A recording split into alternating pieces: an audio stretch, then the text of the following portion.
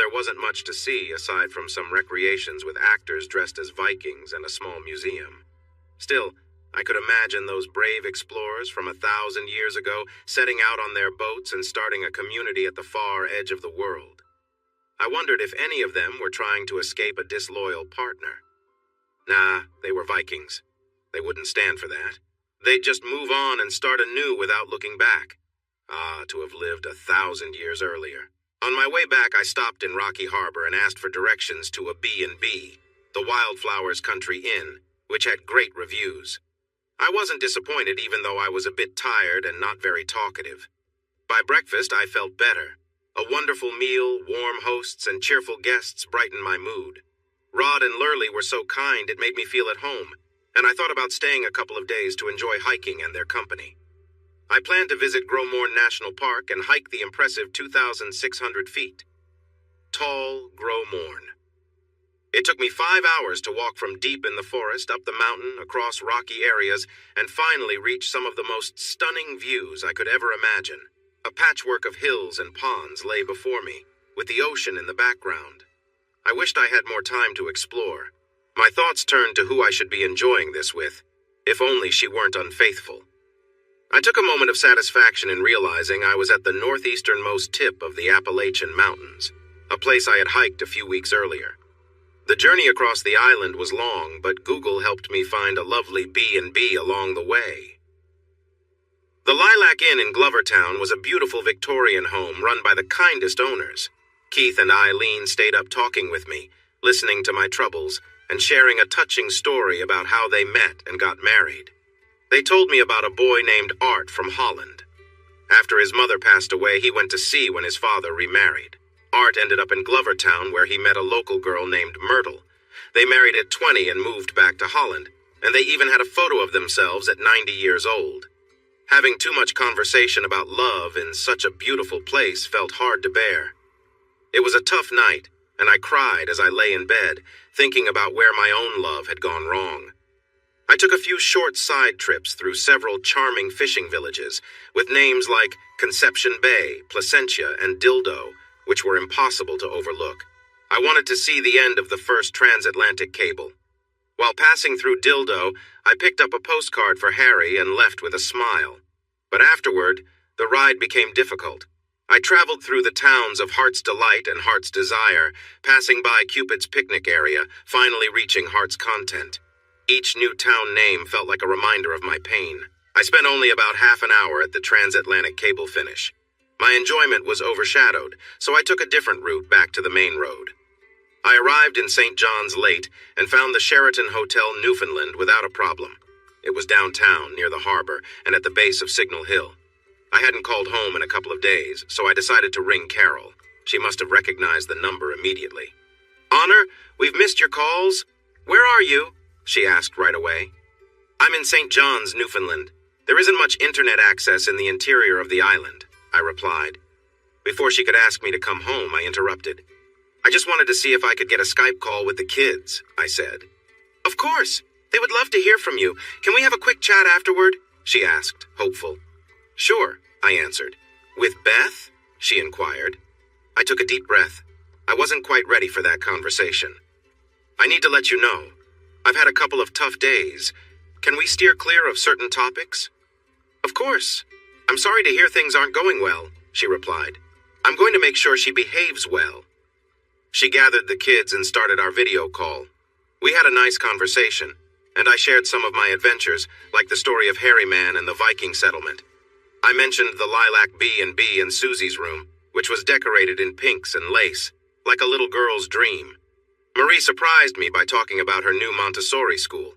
The school year had just begun, and Beth and Carol had decided to send her there in the mornings.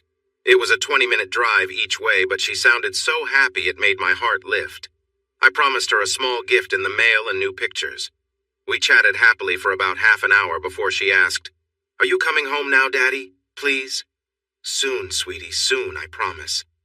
"Why do you have to go? Why can't you be with us?" "It's hard to explain.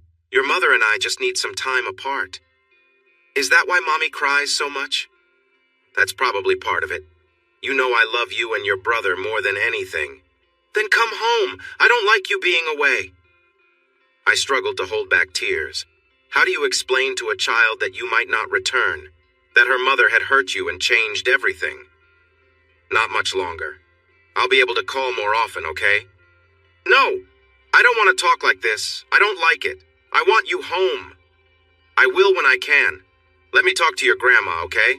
She passed the tablet to her grandma, still upset. I hated to see her like that. Carol's face then appeared on my screen. She doesn't understand. She's just 4. All she knows is that her daddy's not here. She'll be okay. Thanks for looking after them, Carol. You're great. She smiled.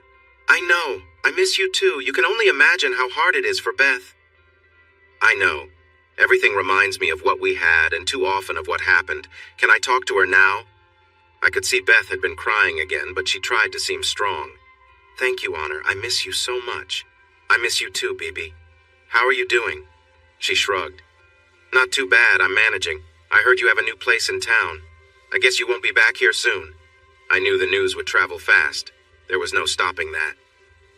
I need my own space for now. I hope you understand. No, I don't get it. How can we make things better if you're not with me, in our home, with our kids? I need time, Bibi. I feel like I'm not safe right now. I'm having a hard time managing my feelings, and I have a lot of them. I'm trying to work through it and let the hurt lessen. I wouldn't trust myself around you right now. I might say something hurtful. She looked surprised and then laughed a little. You'd never hurt me, Honor. I know that. You're mistaken, Beth.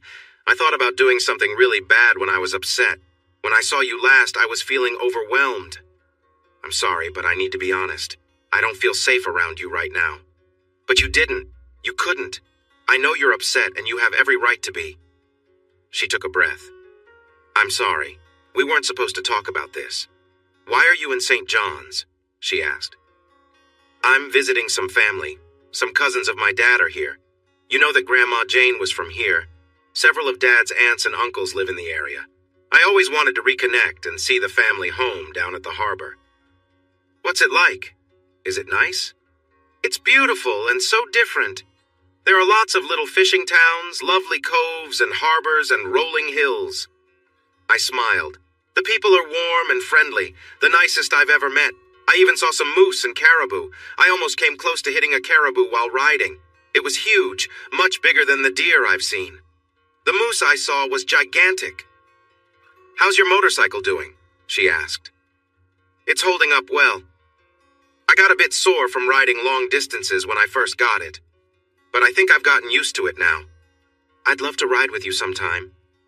We'll do that, I replied without really knowing why.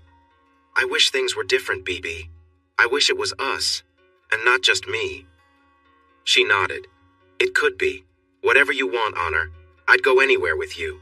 This was meant to be our time. It still can be. Just say the word, and I'll come out to you tomorrow. There was a determined look in her eyes. Forget everything else. Ask me, Honor. Ask me to come. We can ride back together. No, Beth. You're not the person I want with me. That girl is gone. I will never get to share my dreams with her. She's just a memory now. You're mistaken, Honor. She's still here. She cares about you just as much as ever, maybe even more. She knows what she's lost and feels heartbroken. She wants you back. She wants to be with you and show you that she's still the same person. She made a mistake, a terrible one she'll regret forever. But she needs you, like air and water. She feels lost without you. No, she's gone. I don't know who you are. My loving wife could never have acted the way you did. We shared a deep connection. You are just someone else taking her place. You broke her spirit, and I can't forgive that. She started to cry, tears streaming down her face. Please don't say that, Honor. Don't say you hate me. You told me you loved me just a few days ago. I did, and I still do. I love you for who you were, but I struggle with what you've become. I wish things were different. I really wish they were. She wiped her eyes and tried to smile. I guess you'll be glad to know that you're not alone. Everyone is upset with me. Everyone. My father, my husband, the whole town. Each person I try to keep working dislikes me. But no one hates me as much as I hate myself. You need to come back soon, Honor. For the kids. They're going to need you. She ended the call just before I did. I wouldn't let her control me anymore. She had done that enough. I would return when I was ready, but that time wasn't now. I was in St. John's, Newfoundland, trying to clear my mind and let go of my anger. The person I loved the most had betrayed me. My friends and family had let me down, and I had walked away from a business I had built for years. If it weren't for my 2 kids back home, I might not go back at all. I felt lost, unsure of where I was headed, and I didn't want to face the sadness waiting for me. Aunt Jean found my distant relatives, second cousins to be exact. Dad's cousins and their families were everywhere. I met some of them downtown, and we ended up at a pub on George Street, where even more relatives joined us. By the end of the night, I had made some new connections. I felt a little less alone. I visited their homes and got to know the family. We talked about our roots, about Dad and his siblings. We shared many drinks in his memory. I discovered that Newfoundlanders were a close-knit group, even more so than I was used to. Family meant everything to them. It was amazing how quickly they could figure out how everyone was linked. It felt like only 3 degrees of separation among everyone on the island. They had a love for music, and every gathering seemed to include it. Maybe it was just my family, but I think it was common. They sang popular songs, often accompanied by a couple of guitars. A few of the uncles played accordions, and there was something called an ugly stick, which was a tall stick decorated with bottle caps and other items. They would shake it and hit it with another stick, creating a unique rhythm. At first, it looked odd, but some of those older men could really keep the beat. As the night went on, the group sang traditional songs. They enjoyed tunes like I's the Bee, The Old Polina, Kelligrew's Soiree, and Squid Jigging Ground.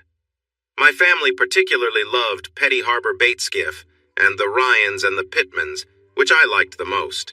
Each meeting encouraged everyone to share their own favorite song. Uncle Bill would eventually be asked to tell Big John, Cousin Danny would impress everyone with his Elvis act, and Aunt Marie performed a fantastic version of Wagon Wheel. If someone didn't want to sing, they were still encouraged to share something, and Uncle Johnny would recite The Face on the Barroom Floor. I knew my turn was coming. I could play a bit of guitar and wasn't shy about it, especially after too much beer and screech.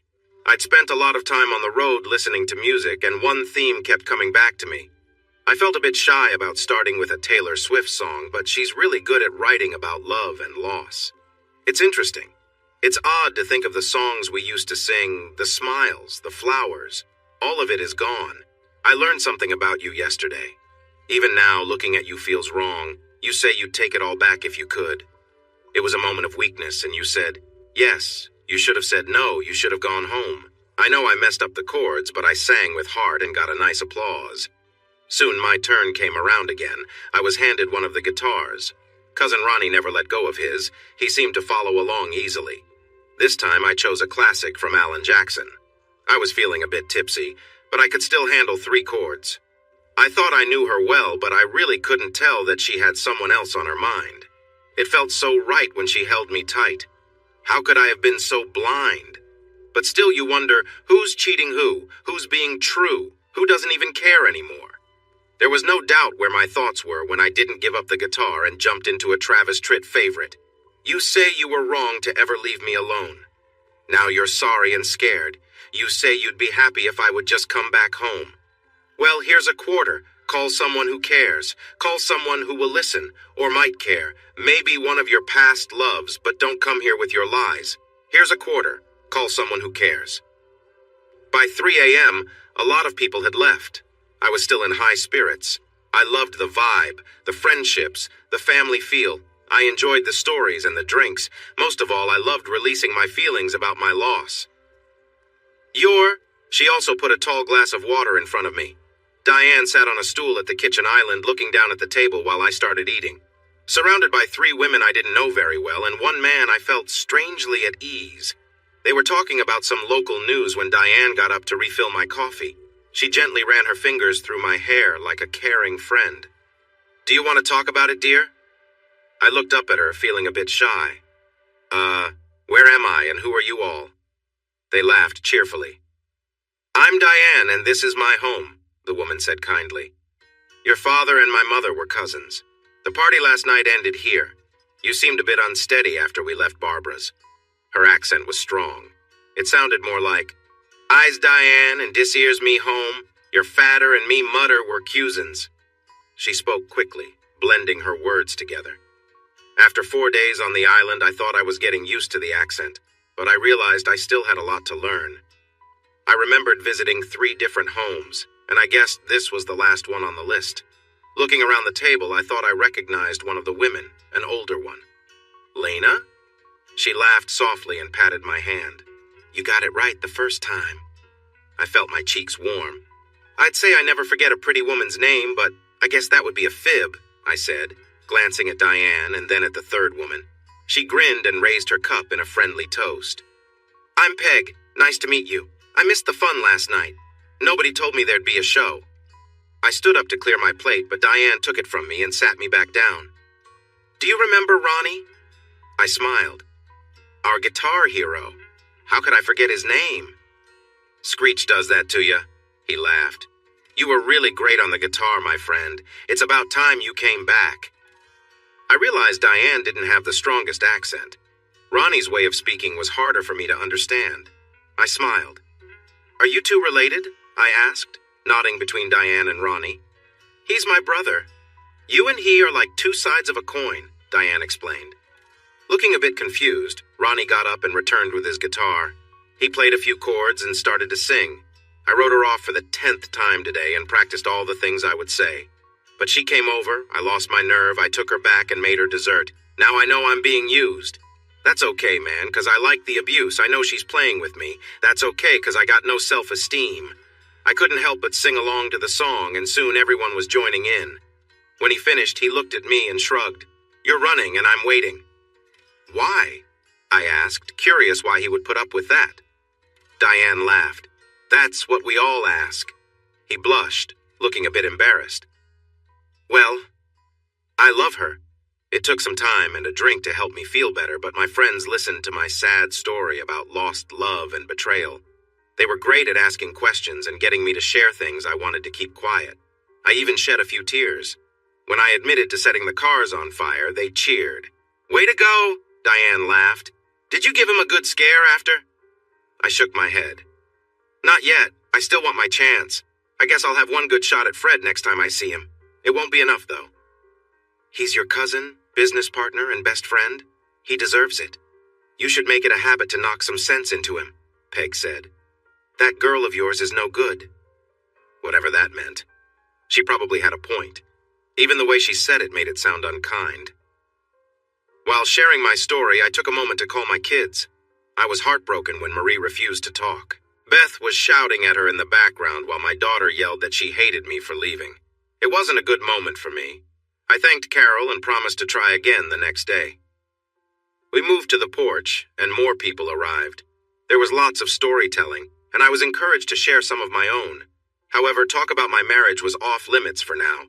Diane seemed to take care of me, sitting close by and nudging me whenever I mentioned anything too painful. "No sad stuff, okay? Let's keep it happy."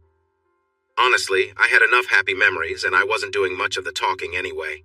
The beer kept coming, but I noticed my cup wouldn't get refilled if I drank too quickly.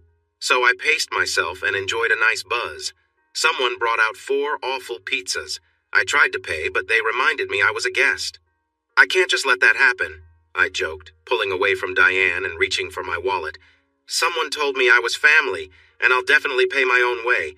I didn't buy the beer and I won't pay for that awful drink, so I'm covering the pizza, or I'll find someone else to share a drink with." I pulled out a strange brown bill with a big 100 on it.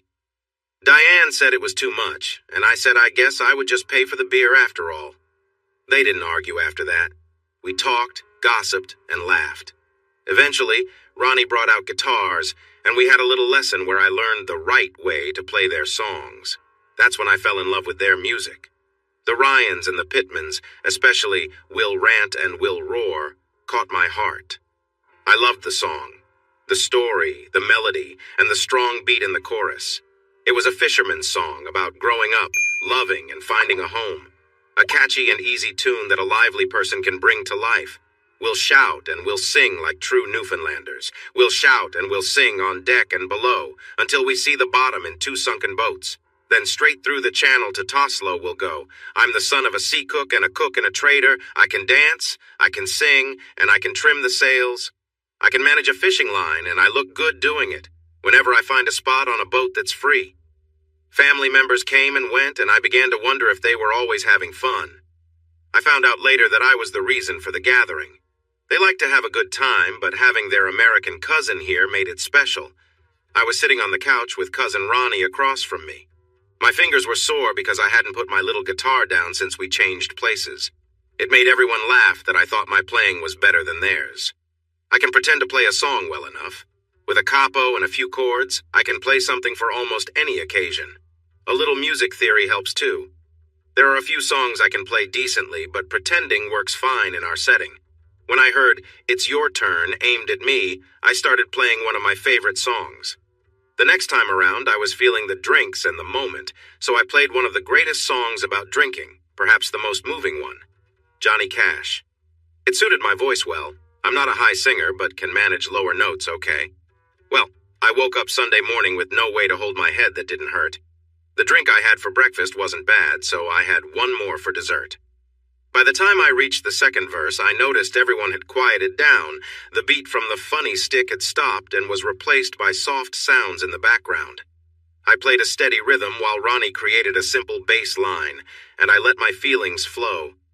In the park, I saw a dad with a laughing little girl he was swinging, and I stopped beside a Sunday school and listened to the songs they were singing. Then I walked down the street, and far away a bell was ringing, echoing through the canyons like the lost dreams of yesterday.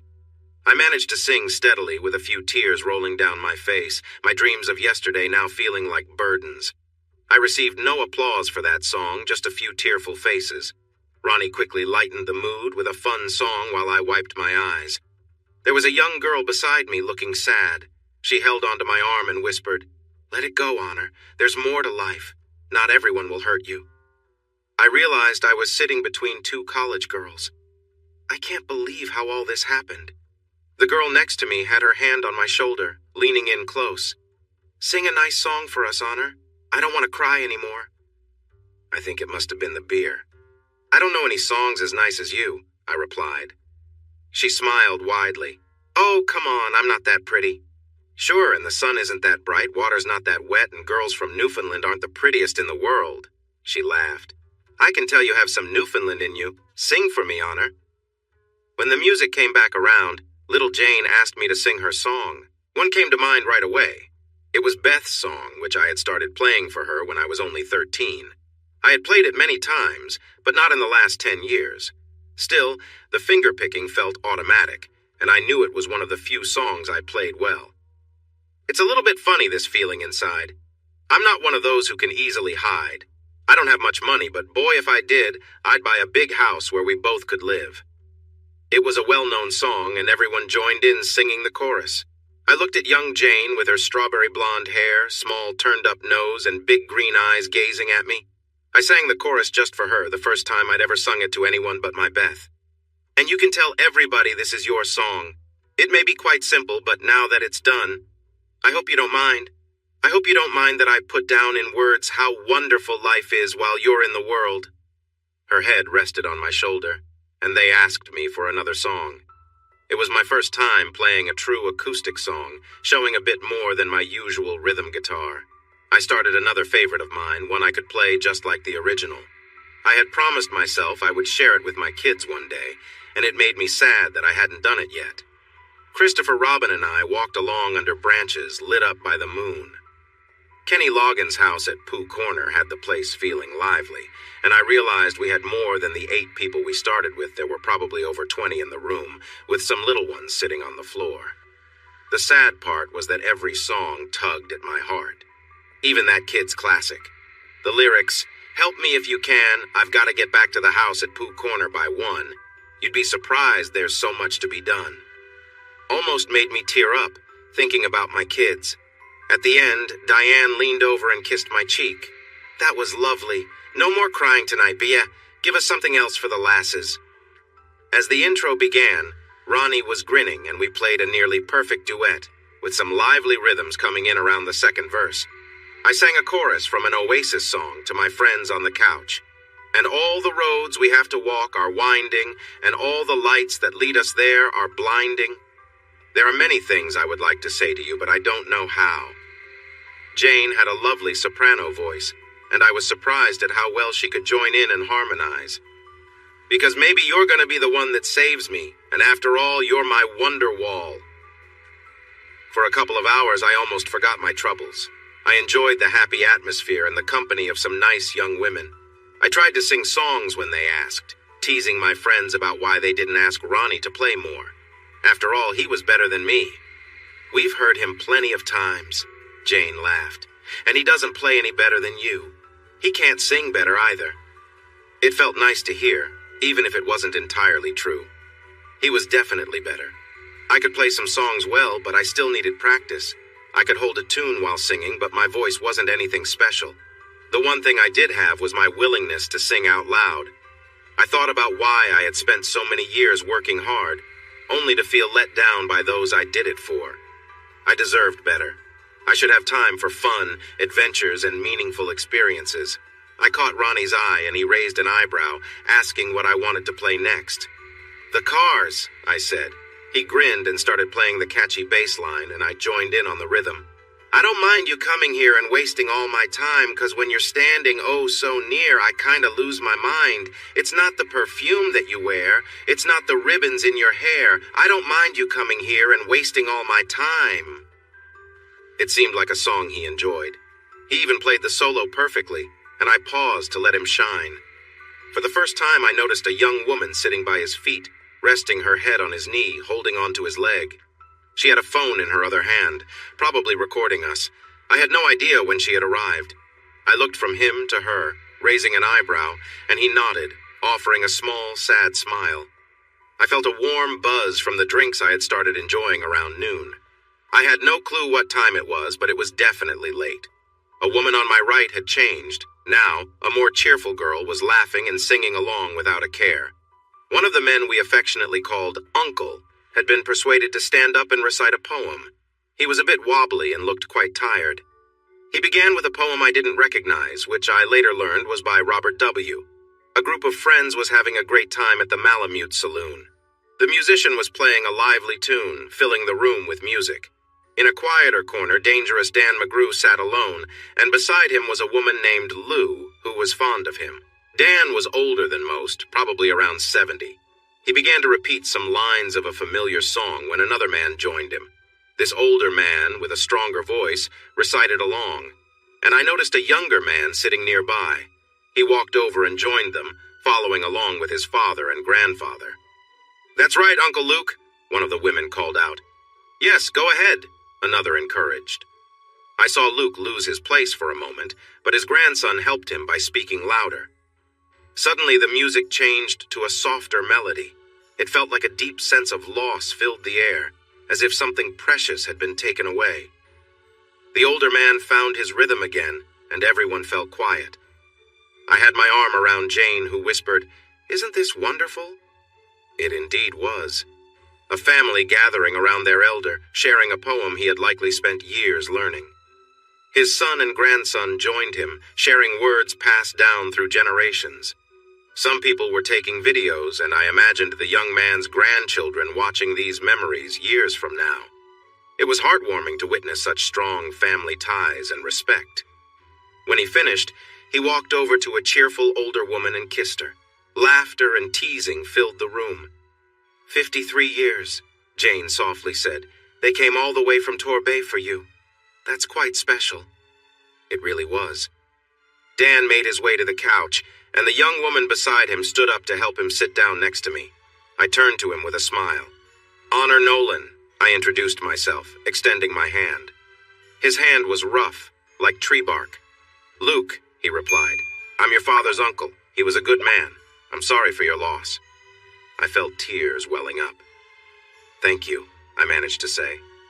Even after nearly 20 years, the pain lingered. It seemed like a break in the activities had come. People were chatting, but there was no singing now. Jane got up and went to the back, probably for a moment alone. "Are you staying long?" Luke asked me. "I'm not sure. No solid plans right now." He nodded. "I'd like you to come by for dinner on Sunday." I laughed lightly. "To be honest, I don't really know what day it is." "When is Sunday?" He chuckled. I wish I had enough days left to forget which is which. It's Friday night, my friend. Did you think we would have such a big crowd on a weeknight? I realized that last night had felt almost as full, though perhaps not as varied. Tonight, people of all ages were here, and I was surprised to see more than 30 faces. The kitchen table was full, and the floor was packed with folks sitting around. I felt lucky to have a place to sit at all. I'd be honored, I said politely. He smiled at me, and I could see the joy in his eyes. No, my friend, I believe we would be honored. Jane came back from her quick trip and leaned over Uncle Luke. I'm so glad you came, Grandpa, she said, giving him a gentle kiss on the cheek. He smiled widely. Are you going to entertain us, Janie? She blushed a bit. I thought I might, just a little. She handed me a piece of sheet music. Could you play this? It's very slow, just an easy strum every measure. I opened the sheet and saw it wasn't too hard. There were no tricky chords. It was in Gaelic, and I didn't understand the words. I tried playing a few lines, but she stopped me. Strum a bit slower. Let all the strings sound. I played again, and she beamed. Perfect. Try the first line. She listened as I played the chords softly, humming the tune, then almost whispering the words. She slowed me down again, and I was curious how slow we could really go. Then she gave me a kiss on the cheek. That's perfect. When she stood up, she pulled me up too. The young man who had shared a poem with his grandfather sat down to hold the music in front of me, and soon we had everyone's attention. Jane walked over to her grandmother, pulled her up, and had her sit beside Uncle Luke, then returned to stand next to me. She nodded, and I began the first slow strum. As I played, Jane began to sing. Last night I returned home, on the other side of the hill where I am. A chill ran down my spine as soon as she started. Her voice was high and soft, and even though I didn't understand the words, it was the most beautiful sound I had ever heard. She sang for her grandparents, and I watched as the older woman held Uncle Luke's hand in hers. Later I learned that the song was called For Ireland I'd Not Tell Her Name. Halfway through, Uncle Luke stood and took the woman's hand, pulling her into his arms. They began to dance slowly. I heard a child say something, then a soft, hush, and it became quiet. All I could hear for the rest of the song was Jane's beautiful voice. I got the feel for the song after a couple of verses and began to play a simple finger-picking pattern mixed with gentle strumming. The music took over, guiding my fingers in a way I had never experienced before. I closed my eyes, letting her voice lead me, even playing a melody when she paused. I knew this was just the beginning. It couldn't end yet. She should never stop singing. I heard her take a breath, so I turned down the music, letting her voice shine through with just a little background sound. Her voice got louder, and I played harder, matching her wonderful tones. I felt chills on my arms and a tingle down my back. Her singing slowed, and I followed along, adding chords to stretch out the sound. I could sense we were nearing the end. Her voice rose, powerful and filling the space. I hoped I could support her beautiful sound. She held a note for what felt like a long time, and I played 3 notes that fell softly, then stopped when she finished the last line on her own. Is our Erin ni neosain tehi? I heard laughter and cheering, so I opened my eyes. She was smiling brightly, her eyes sparkling, her hair shining like an angel's. She reached out and touched my arm, sending a thrill through me. It felt magical, and I was part of something special. Nanny's song, she said, and I saw the silver-haired woman nearby, smiling and reaching up. I leaned in and she kissed my cheek. Thank you, she whispered. Her face lit up with joy. She looked beautiful in that moment, and I noticed Uncle Luke's proud smile as he held her close. 53 years of love and admiration. I struggled with my feelings. I knew I would never have that. I thought of what I had lost and how her betrayal had affected us all. It felt heavy inside me, and my eyes filled with tears. I need a moment, I said, letting my guitar slip from my hands as I turned to leave the crowded room. I almost ran to the door. I sprinted about 20 yards down the path before I stumbled, unable to see clearly. I fell to my knees, breathless and overwhelmed by sadness. I leaned forward and let the tears flow. I was starting to breathe a bit easier when I felt an arm around my shoulders. Looking up, I saw Jane's worried face. She didn't try to shush me. She stayed close, letting me express how I felt, ready to support me. I'm sorry, I finally managed to say. She didn't answer with words, but squeezed me gently and rested her head on my shoulder. I wiped my tears and tried to smile. "You were amazing," I said quietly. "The most beautiful thing I ever heard." Still, she stayed quiet. Then she turned to face me, hugged me tightly, and I felt her hair brush against my head. I held on to her, feeling safe as more emotions came pouring out. I cried in her embrace. When I finally stopped, I felt embarrassed. I hadn't cried since my father passed away, and now it seemed to be happening often. It was the third time in just a few weeks. She must have noticed how I felt and gave me a gentle squeeze before stepping back. "You always play that song beautifully." I shook my head. "Never. I had never heard anything like it before. All I could do was follow your voice." She looked surprised. "You had your eyes closed for most of the song. You didn't even watch the music." "I didn't need to. I knew what you were going to do, even without knowing how." She smiled. "Do you know what I'm going to do now?" I grinned back, glancing at her lips. "I hope so." I closed my eyes as her lips touched mine, the same lips that produced those beautiful sounds from earlier. She gently moved her tongue, and I opened my lips for her. It felt as magical as the music, a perfect moment where we connected deeply. We were soft, caring, then playful together. She grinned as I pulled at her lower lip and left little kisses around her mouth. She stood up slowly, pulling me with her, her hands in mine. "Oh, Honor, my legs hurt just thinking about you kneeling on the gravel." I wished she hadn't said that. I could finally feel the stones digging into me, my legs half asleep, stinging as blood flowed back into them. I stood up carefully, shaking them out. She released one of my hands and led me toward the house. "Where are we going?" I asked when we reached the porch step. She squeezed my hand. "You're a new Honor. You should say, 'Where's we comin' to?' instead of 'Where are we going?'" She said it in a playful accent. I laughed and tried my own impression. "So, where's we comin' to, Bia?" "You're going to apologize to Nanny. She thinks she hurt your feelings." "All she said was thank you," I replied. "It wasn't her fault." "Of course not. Just tell her that, and then you and I can go for a walk. I need to hear your story." My ears felt hot. I wasn't sure I wanted to talk about what had happened recently. But soon, I found myself in front of Nanny.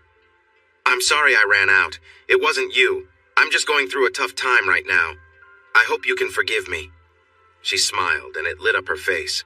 "After a performance like that, I'd forgive you for almost anything. Thank you again." Her Irish accent was lovely, a sound that I cherished. "You're very welcome. I was thrilled to be part of it." "Are you a professional?" she asked. I laughed.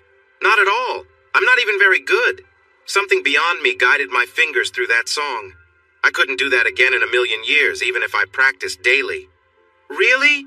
I bet you could do it tonight if Janie sang with you again." Her eyes twinkled with mischief. I turned red. "I won't take that bet." Janie pulled my hand. "Sorry, Nanny, but I'm taking him back. We need to talk." Nanny smiled. "As long as it's talking, I'm happy. Just keep those quiet moments short, all right?" It was Janie's turn to blush. "I swear, Nanny, talking." I felt a few people glance our way when she pulled me away from the little party. It was a nice boost to my confidence. I could use that right now. Once we were outside, she turned and gave me a quick kiss, which caught me off guard, then took my hand and pulled me down the road.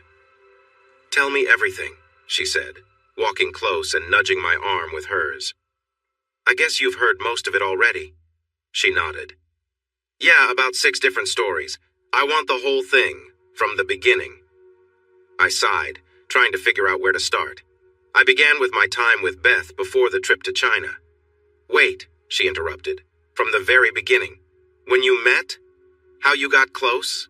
All of it." I laughed a little. "That's a long story.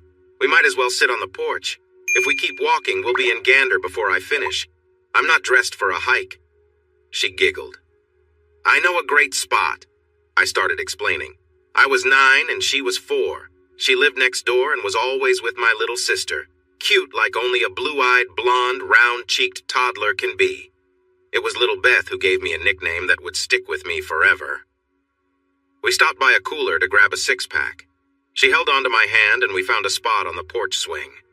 With my arm around her, we listened to the sounds of the party still going on inside.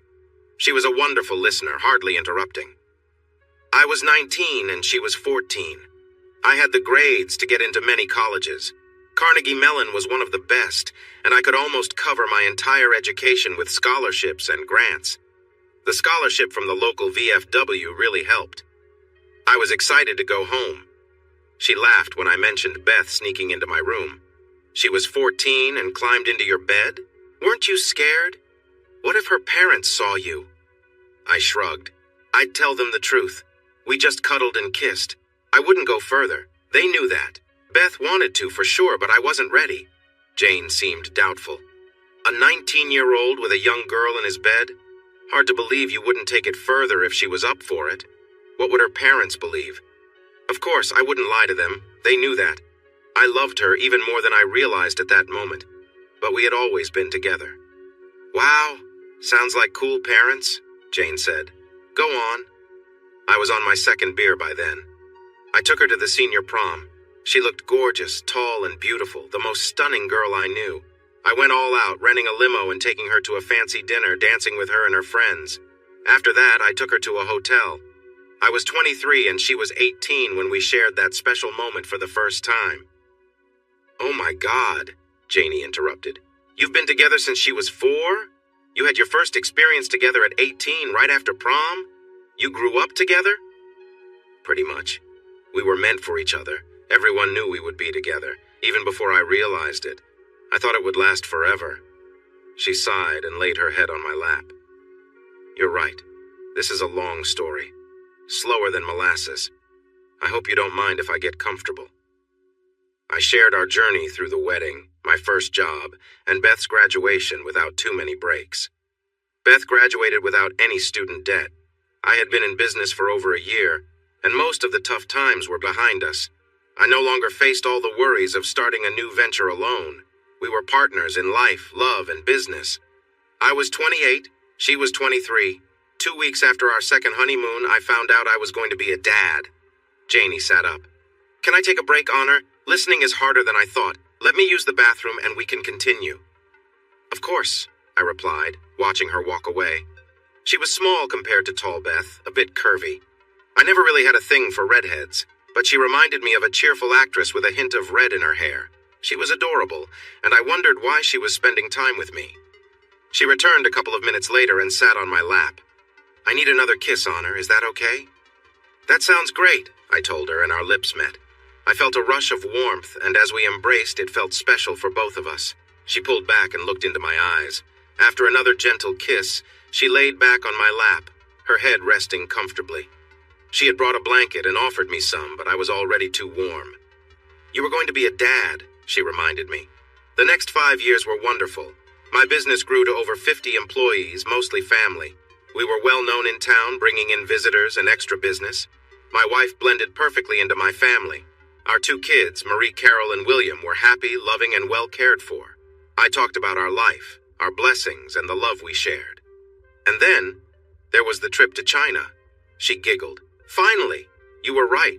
This story is much longer than I expected. By that point, the gathering was winding down. Friends came by to say goodbye as the place emptied out. A few partygoers still lingered, but most left for their cars parked out back, while others living nearby said their goodnights. I continued, Our time together was amazing. It had been better than it had in a while. That's why it surprised me when she turned to me and asked if I was happy. Her answer to the same question surprised me even more when she said she was happy. Mostly happy, was what I remember her saying. Did she explain why? She gave me a few reasons, mostly saying I wasn't around enough. At that time, I didn't realize that she had already been unfaithful. She spent a whole week with my business partner while I was away. Now she was asking if I was happy and hinting at her issues. Even then, she didn't say much. She just asked me not to go on my next trip and suggested that her partner could go instead. Unfortunately, there was a lot happening on that trip that I thought I couldn't hand over to anyone else. If she had shared her true feelings, I would have found a way to manage it, no matter the cost. My marriage was worth that. Millions? Really? Was the trip that important? She asked. Definitely. I was in the final stages of negotiating a patent deal, and that trip was essential for it. We faced quality control problems with a vendor, and I needed to find a replacement quickly to avoid halting production. I was also interviewing someone new to help lessen my workload so I could spend more time with my family, and that trip was part of that process. It was crucial. I just wish I had known. You would have canceled everything for her, Jane said gently. Of course. I would have given up anything to save our relationship. She meant everything to me. What I didn't realize was that it was already too late. I talked about coming home early, the party, my deal in Manhattan, and what I found when I arrived. I walked in on them in my living room. My wife was there, with my best friend and business partner. They acted like I wasn't even there. I was in shock. It felt unreal. Not her. Never her. They didn't even notice me. I stepped back outside, overwhelmed with anger, and did something I would regret. I left a trail of destruction and decided I was done with both of them. But little did I know my troubles were just starting. It would get worse. Worse than your childhood love being unfaithful to you with your best friend? Much worse. My mother knew and was covering for them, watching the kids while my wife was unfaithful. She had been aware from the very start. My sister knew too. It turned out that everyone else knew as well. Most of the people who worked for me admitted they knew something was off, but not a single one thought to tell me. Nobody. My entire family sided with her. I felt completely betrayed by everyone who mattered to me. Oh, Honor, she said softly. Did they explain why? It seems impossible. They had their reasons. My sister explained it to me. They didn't really care for me. They liked her more. She felt more like family to them than I did. They didn't want us to break up, so they quietly tried to convince her to stop seeing me. They would have been fine with making me look foolish in front of everyone, as long as things stayed calm. I was getting really upset and my leg was trembling. I squeezed the swing's arm so tightly that my hand hurt. What traitors they are, all of them. I worked so hard for them. I supported the whole town. 217 people depended on my paychecks every month. I even funded scholarships for a dozen of their kids to go to college. I paid for my secretary's entire schooling and gave her a job. I thought she was loyal to me. She knew what was going on and didn't say a single word. It made me sick. I wanted nothing to do with any of them ever again. What did you do next? I told them. I called a company meeting and said I was finished. I couldn't work with them anymore. I gave my wife control of the company with enough money to keep it running for months. I even left the man who was with my wife in charge. He had been with me from the beginning and had a family to care for. I met with her and my mother to give them a chance to explain, but they had no good reasons. From what Beth said, she felt lonely when I was away, and he pursued her, so she went along with it multiple times. She let his brother get involved too, and I didn't understand why. It doesn't add up, Honor. You must see that. There has to be more to the story. Maybe. If there is, no one told me, even though I asked. Only one person in the whole town had the courage to apologize to me. Just one.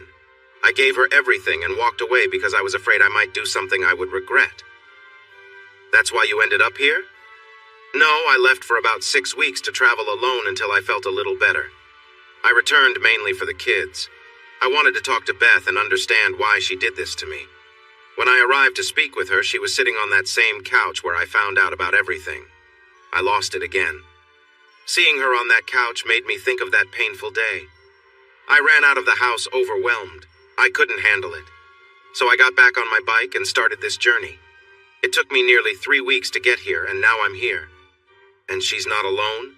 No, her mother is staying with her. I arranged for her to be there to help out and see if she could make sense of what happened. I speak to her and the kids almost every day. They still don't understand how it all fell apart. She blames it on hormones after the birth of Billy.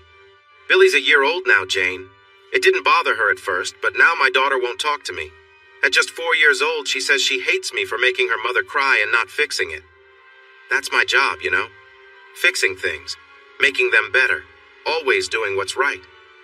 My name and my legacy mean something. I want to do the right thing. But what if the right thing is to leave her? You still love her, Jane said simply. I love her, and I probably always will. I've loved her since I was a kid, but I also hate her for what she did to us. I won't have a long life with the woman I love now. She changed everything because she couldn't stay true. I hate her more than I thought possible. She stood up and sat on my lap. "Hold me, please?" I held her close, feeling her tremble. She was crying. It should have been me upset, but she was the one in tears. "What's wrong, Janie?" she sniffed. "Do you believe in fate?" "I don't know, I thought I did." She kissed my neck. "I do. When I saw you tonight and heard you sing that song for me, I knew it was meant to be. Nothing had gone right in my life until then. You were there, amazing and full of pain. I felt like I was meant to help you heal. When you played while I sang, it was special. We were perfect together. I knew we were meant to be." She sighed. "Now I see the truth. You're leaving. You're going back to her, and you still love her. She hurt your marriage, and everyone turned away from you, even your own mother. But you'll go back and try to fix things. You'll give them another chance." Tears shone in her eyes as I struggled to respond. "They all deserve a second chance, but we won't have even our first. We could be great together, maybe even better, but she got to you first. 4 years old, and she took your heart. We never stood a chance. I'm sorry, Honor." I reached for her, but she pulled away, standing up. "I won't take another woman's man. I'm not like her. If you ever really want to do the right thing, find me. I won't wait forever, but I'll be here." She took my hand and helped me stand. "I need to go home now. I need to have my cry. I'll see you later, okay? Let me know when you're leaving." I walked her to her car and she kissed my cheek goodbye. "Are you okay to drive?" I asked. "Sober as can be," she said with a little laugh. "Still trying to do the right thing, aren't you? I'll be fine." I just hoped I would be too. I went inside and tried to be friendly as I sat in the kitchen and had some coffee. I decided not to join the last few people in the living room. Diane came and sat with me for a bit. "Did you have a tough night?" she asked. "Pretty bad," I admitted. "I thought you and Jane were getting along well for a while." She was probably after some gossip. "She's wonderful. Any man would be lucky to have her. Unfortunately, I'm married with 2 kids and a whole town relying on me." I glanced at the clock and saw it was 4 a.m. "Do your parties ever end?" She laughed. "Usually before this. Most weekends there's something happening in the family. You being here made it my turn to host." "I'm sorry." "Don't be. It was a great party. You were a hit. Too bad it took you 30 years to come back. You belong here." I chuckled. "I wish. I need to head back soon, but I want to do it when I'm ready." "No hurry. Stay as long as you'd like. Someone will help you until you're settled." "A few more days." I smiled. "I promised Uncle Luke and Nanny I'd have dinner with them. I keep my promises." "I bet you do. Let me make you a promise too. My door is always open, and you'll always have a place at the table. Never forget that. I keep my promises as well." I finished my coffee and said my goodbyes. I felt clear-headed. I shouldn't, but emotions like love, anger, and disappointment had cleared my mind. I hadn't had enough to drink in the last few hours to feel buzzed. I got on my bike and headed back to the hotel. I had my nightmares. I was home, and Beth was outside on the porch, leaning in through the window. I could see a man behind her. "It'll be perfect now, Honor," she said, smiling at me. "Everything's perfect. I love you, Honor. You're the only one for me." Jenny, my secretary, was helping the men as they approached. There was a bucket full of reminders of those moments at her feet. I knew there was another one behind her, already filled. My mother stood in the doorway, thinking she was blocking my view of the line, waiting to see Beth. I felt trapped, held down by heavy chains. They stretched out in all directions. One seemed to connect to Beth. I couldn't see it, but I sensed it was there. Another was attached to my mother, but it felt alive, moving. Some were connected to my children, where my sister watched over them. Many more stretched throughout the town, linking to the homes of the men waiting for their turn, stretching for hundreds and thousands of miles to schools across the country. One long chain reached all the way to Newfoundland, ending just outside a door. I could see where Janie would step over it when she left her apartment. She didn't even look down, not even when it turned into a big snake trying to startle her from behind. I thought I would take it easy the next day, but my new extended family had different plans. After another failed attempt to talk to my daughter online, I was persuaded to take a short trip to Witless Bay for a tour of whales and birds. My hosts were Ronnie and Jeff, Jane's cousin, the young man who had been sharing poetry with his grandfather. The trip was amazing, and we saw many whales, which the tour guide recognized by their markings. The boat took us to Gull Island, a large rock covered in birds. I was told it had the biggest group of Atlantic puffins in the world. There were a lot of them for sure, loud and a bit messy. I took many pictures. As we headed back, we had some time to chat. I asked about their jobs, but they both said they were unemployed, like many people under 25. They were recent graduates of the University of Newfoundland. Many locals left Newfoundland to find jobs on the mainland, especially in places like Labrador and Toronto. Some would still have family back home and travel for work. Diane's husband was one of those who had left. It seemed unfortunate since they both seemed smart, but they shrugged it off. Ronnie had worked at the brewery for a while but lost his job due to layoffs. Jeff was still searching for his first job after college. It made sense they had time to show me around.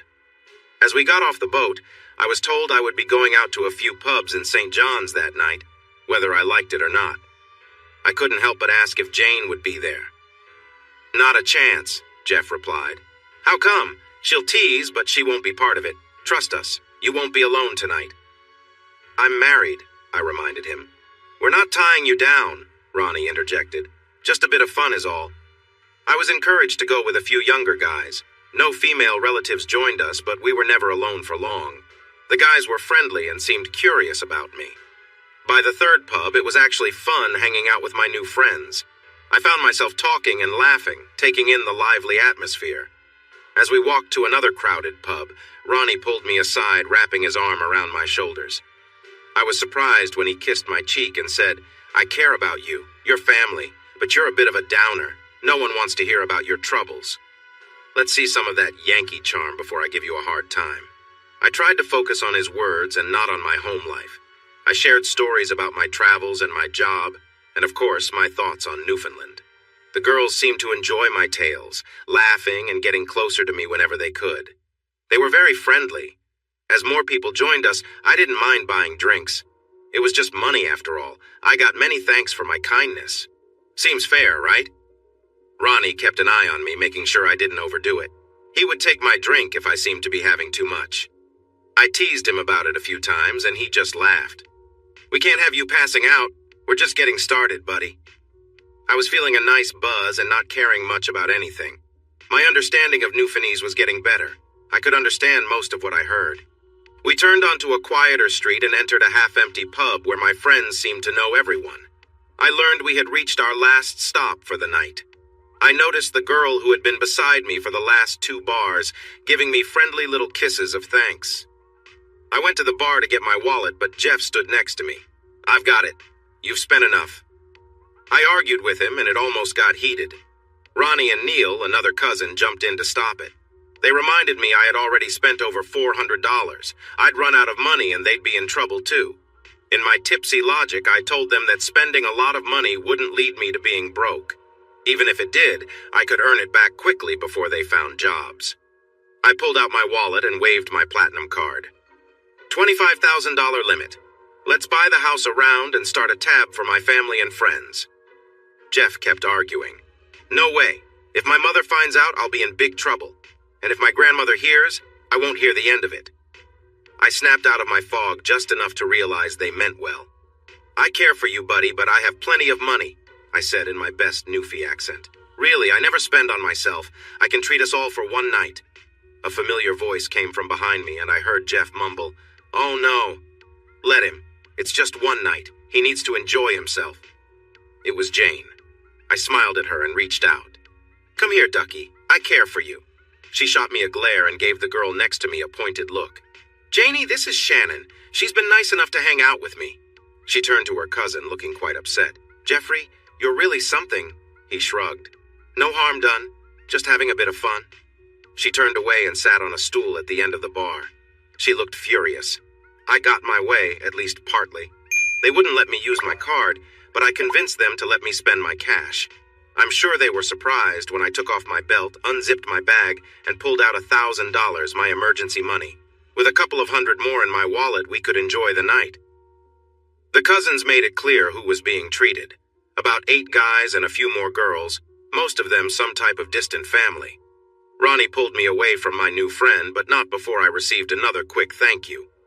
He took me to a small stage in the corner, handed me a guitar, and insisted that I show the crowd I was a noof. Even though I was feeling a bit fuzzy, I joined him in playing the songs he had taught me.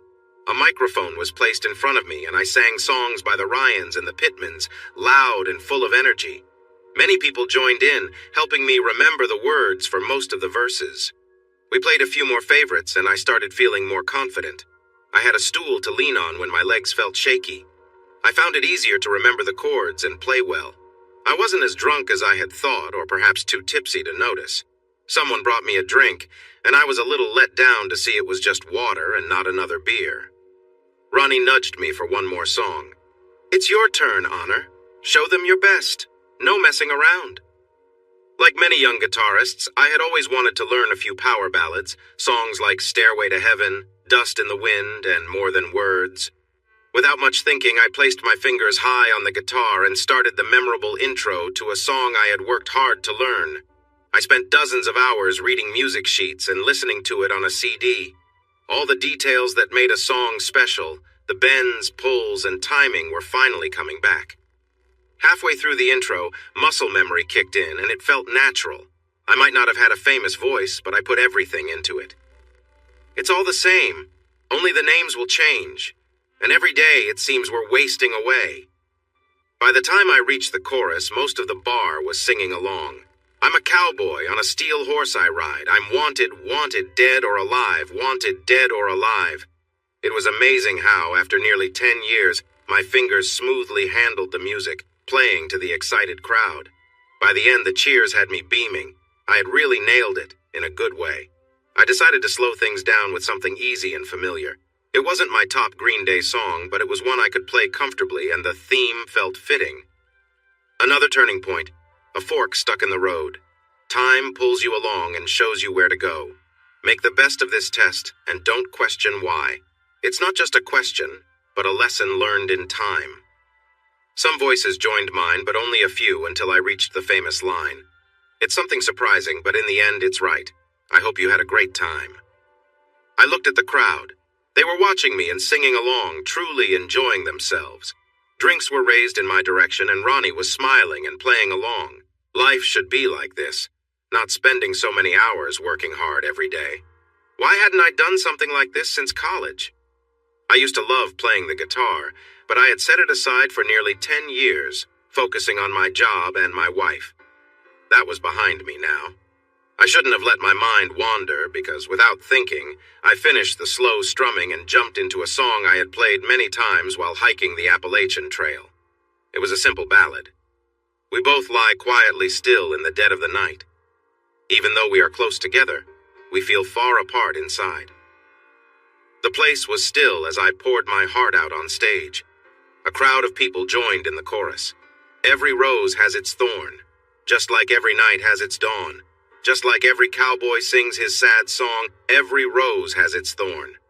I got through the second verse and another chorus, but my thoughts went to Beth and what had happened. My perfect rose had a hidden sharp edge. The bridge was difficult, and my voice wavered. Tears started to well up, and I knew I couldn't continue. I tried to push through. Though it's been a... Janie stood next to me, her hand on my arm. She leaned into the microphone, her beautiful voice soft and haunting. I can still feel so much pain, like the knife that cuts you. The wound heals, but the scar stays.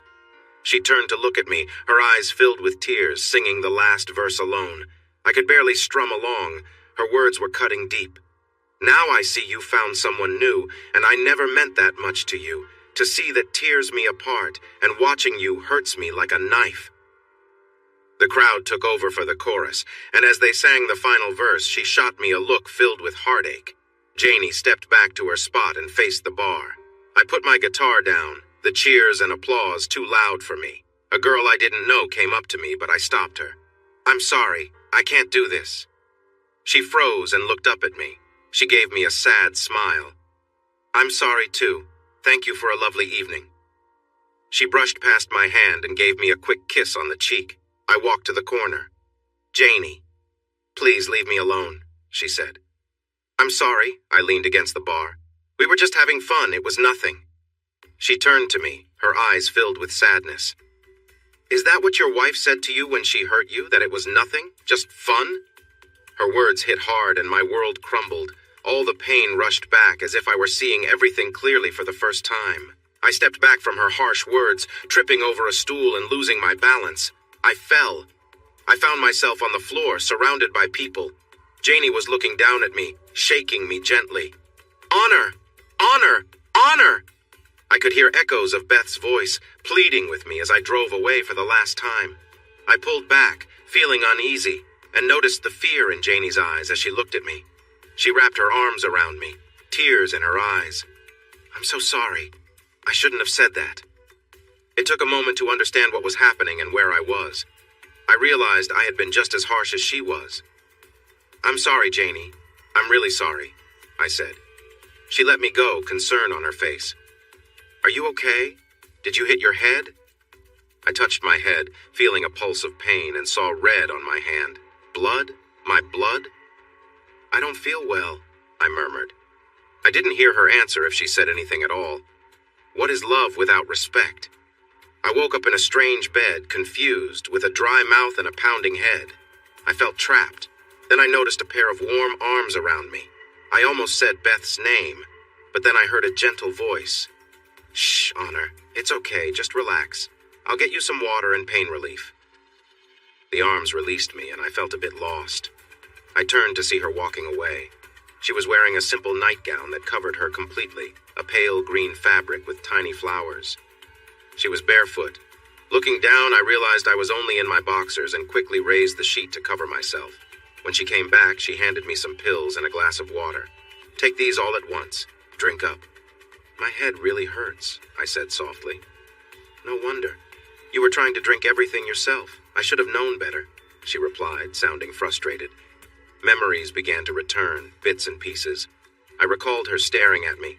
I felt embarrassed. I don't know what to say. She lay down beside me. You don't have to say anything right now. Just relax. She placed her hand on my chest and rested her head on my shoulder, snuggling closer. Take a moment to rest. I wrapped my arm around her and she let out a sigh. I've never been this drunk before. Was I that bad? I asked. You mean before or after you made a mess of things? She teased lightly, her voice shaky. No, please tell me I didn't do anything terrible. Not to you? I pulled my arm away, feeling a rush of shame. She took my arm and put it back around her shoulder, leaning against me. Of course you didn't do anything. You could barely stand. It took 2 guys to help you into bed. How sad is that? Wow, Janie, don't scare me like that, I exclaimed. She playfully hit my chest. At least you finally got my name right. You called me Beth all night long. So rude. I leaned back, feeling defeated. Great, I mumbled. She squeezed me reassuringly. It's okay. She kissed my shoulder gently and laughed. You're famous now, you know. The Noof from Away. Millionaire, rock star, sad love story, tough guy, heartbreaker. Honor the Noof. I guess they got the sad part right. I'm really confused, Janie. I don't know what I'm doing or why. I feel like I'm losing control. This isn't me. I'm usually calm and serious. I thought I had my life all planned out. Maybe you need this. Let a different side of you be free for a while. You're too young and too good-looking to be so serious all the time. I chuckled. Nobody calls me good-looking, Janie, not even my mom. That's just silly. You stand out. You're strong with broad shoulders. You look like a lumberjack, not a businessman.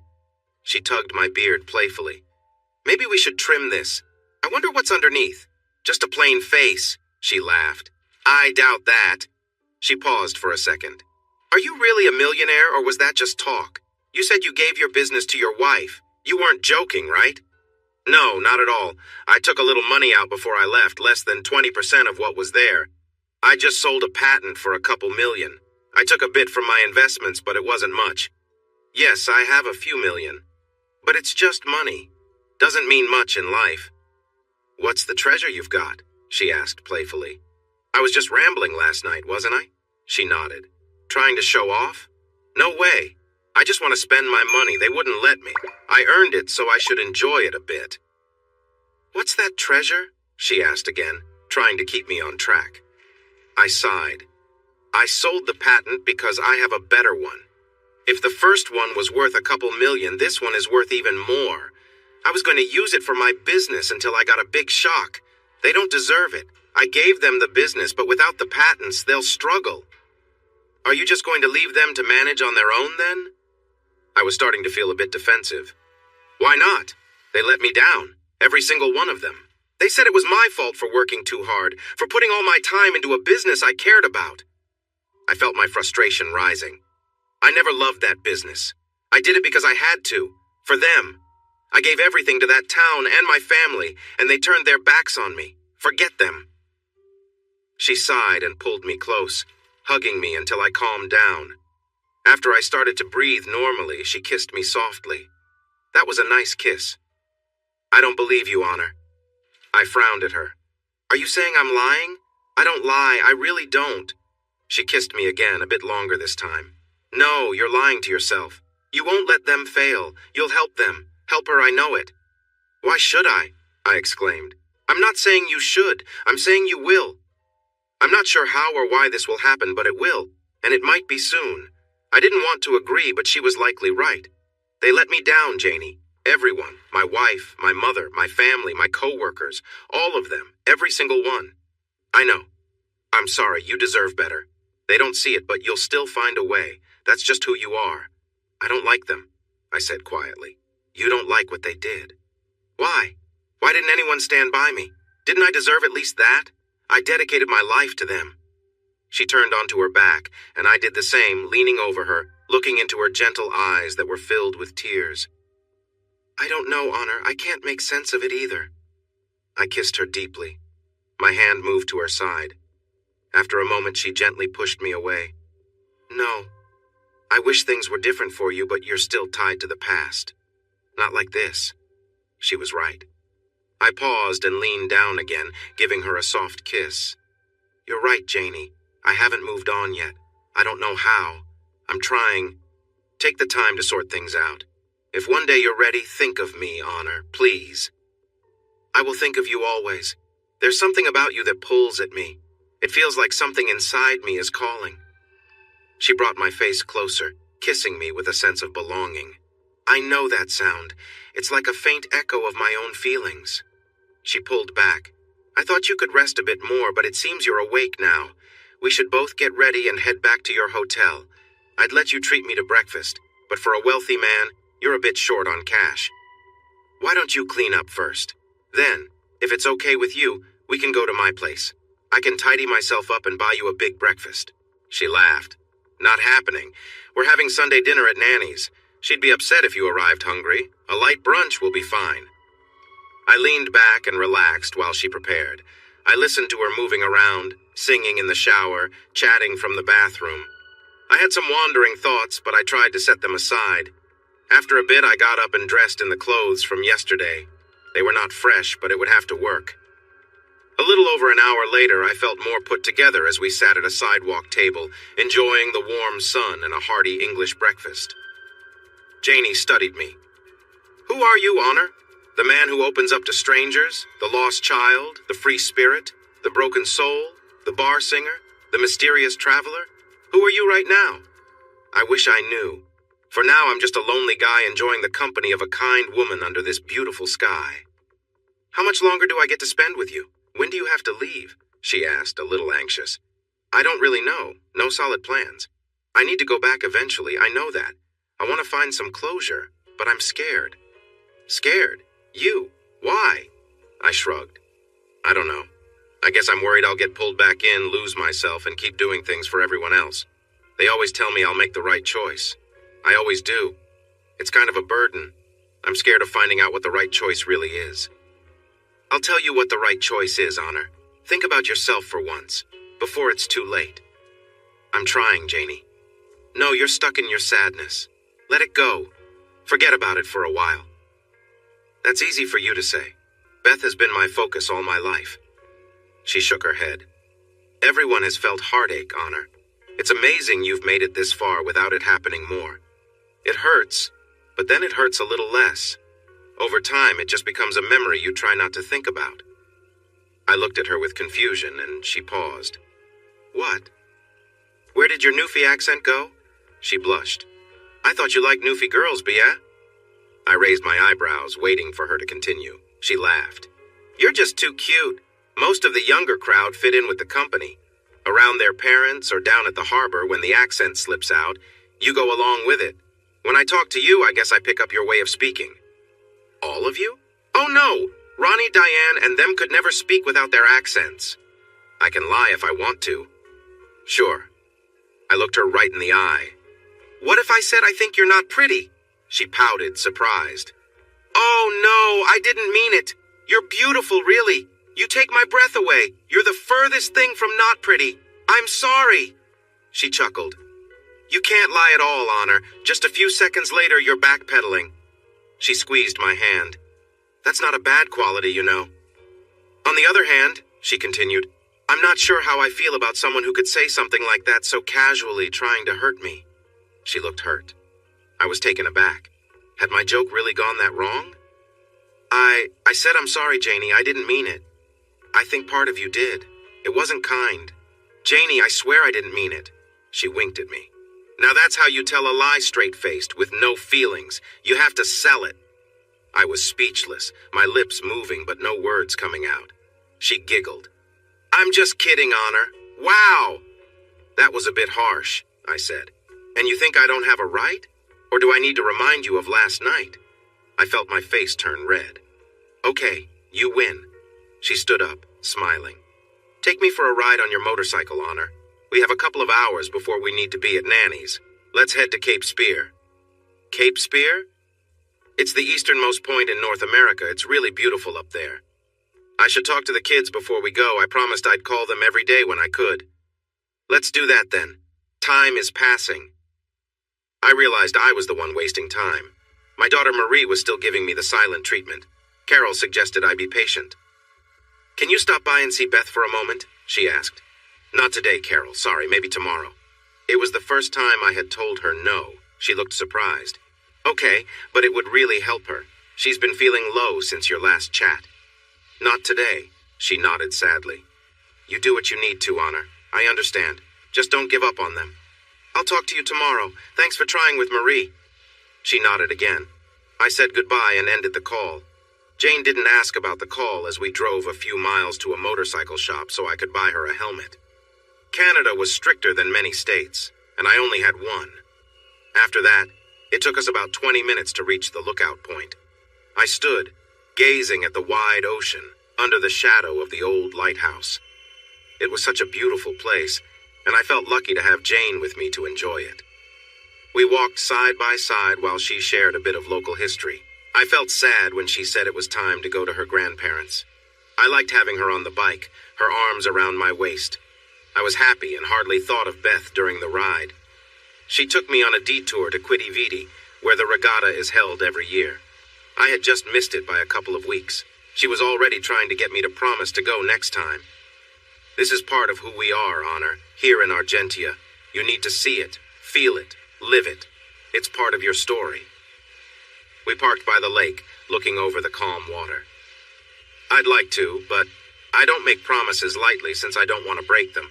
I admit I'd enjoy learning more about it, especially with a lovely tour guide like you. She laughed. I'm sure you'd find someone to join you. Before our Sunday dinner, we had one more stop, which I didn't know about. Jane took me to a part of her family's property near her grandparents' house. I drove down a dirt path until we reached the open area. We're looking for red berries that grow low to the ground. It's the perfect time for partridge berries, and Nanny will appreciate it. They were easy to find, clusters of bright red berries. Some plants had just a few, while others were full of them. They were small, about the size of wild blueberries, and they reminded me of holly berries, just lower to the ground. We filled a bag in under 20 minutes. I tried a few. They were a bit tart for my taste, but still good. 10 minutes later, we arrived at her family home, a simple 2-story house with red siding and white trim, plus a small 1-story wing on the side. He looked very old, as if he had lived for 100 years. Several cars were parked on the grass, filling the driveway. It was clear we weren't the only ones here for dinner. We were greeted with warm hugs and friendly kisses when we arrived. Then I was led away from the kitchen, where delicious cooking smells filled the air. The strong scent of cabbage was everywhere, but the aroma of roast chicken was close behind. The men gathered outside on the lawn in a messy mix of lawn chairs.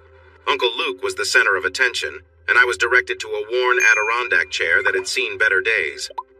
Uncle Luke sat in a similar chair that rocked back and forth.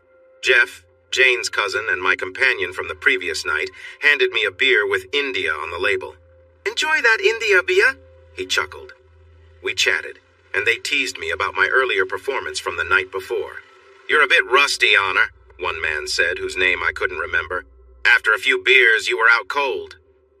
"I really am," I admitted. "I probably haven't had more than 3 beers in one night in the last 10 years. "No bars around you?" Jeff asked. "Not really, I'm afraid. I'm a bit of a workaholic with family taking up the rest of my time.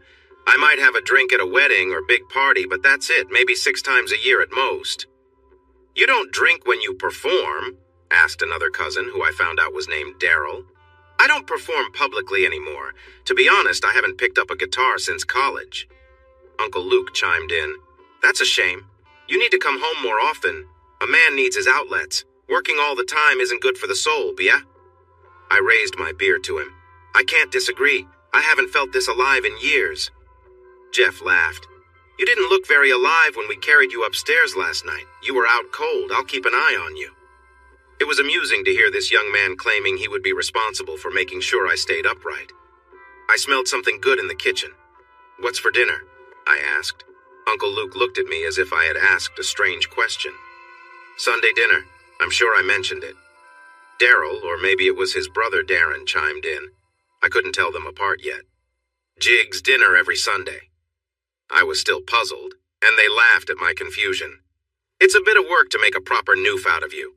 It's boiled dinner salt beef, turnip greens, new potatoes, carrots, figgy duff, and peas pudding.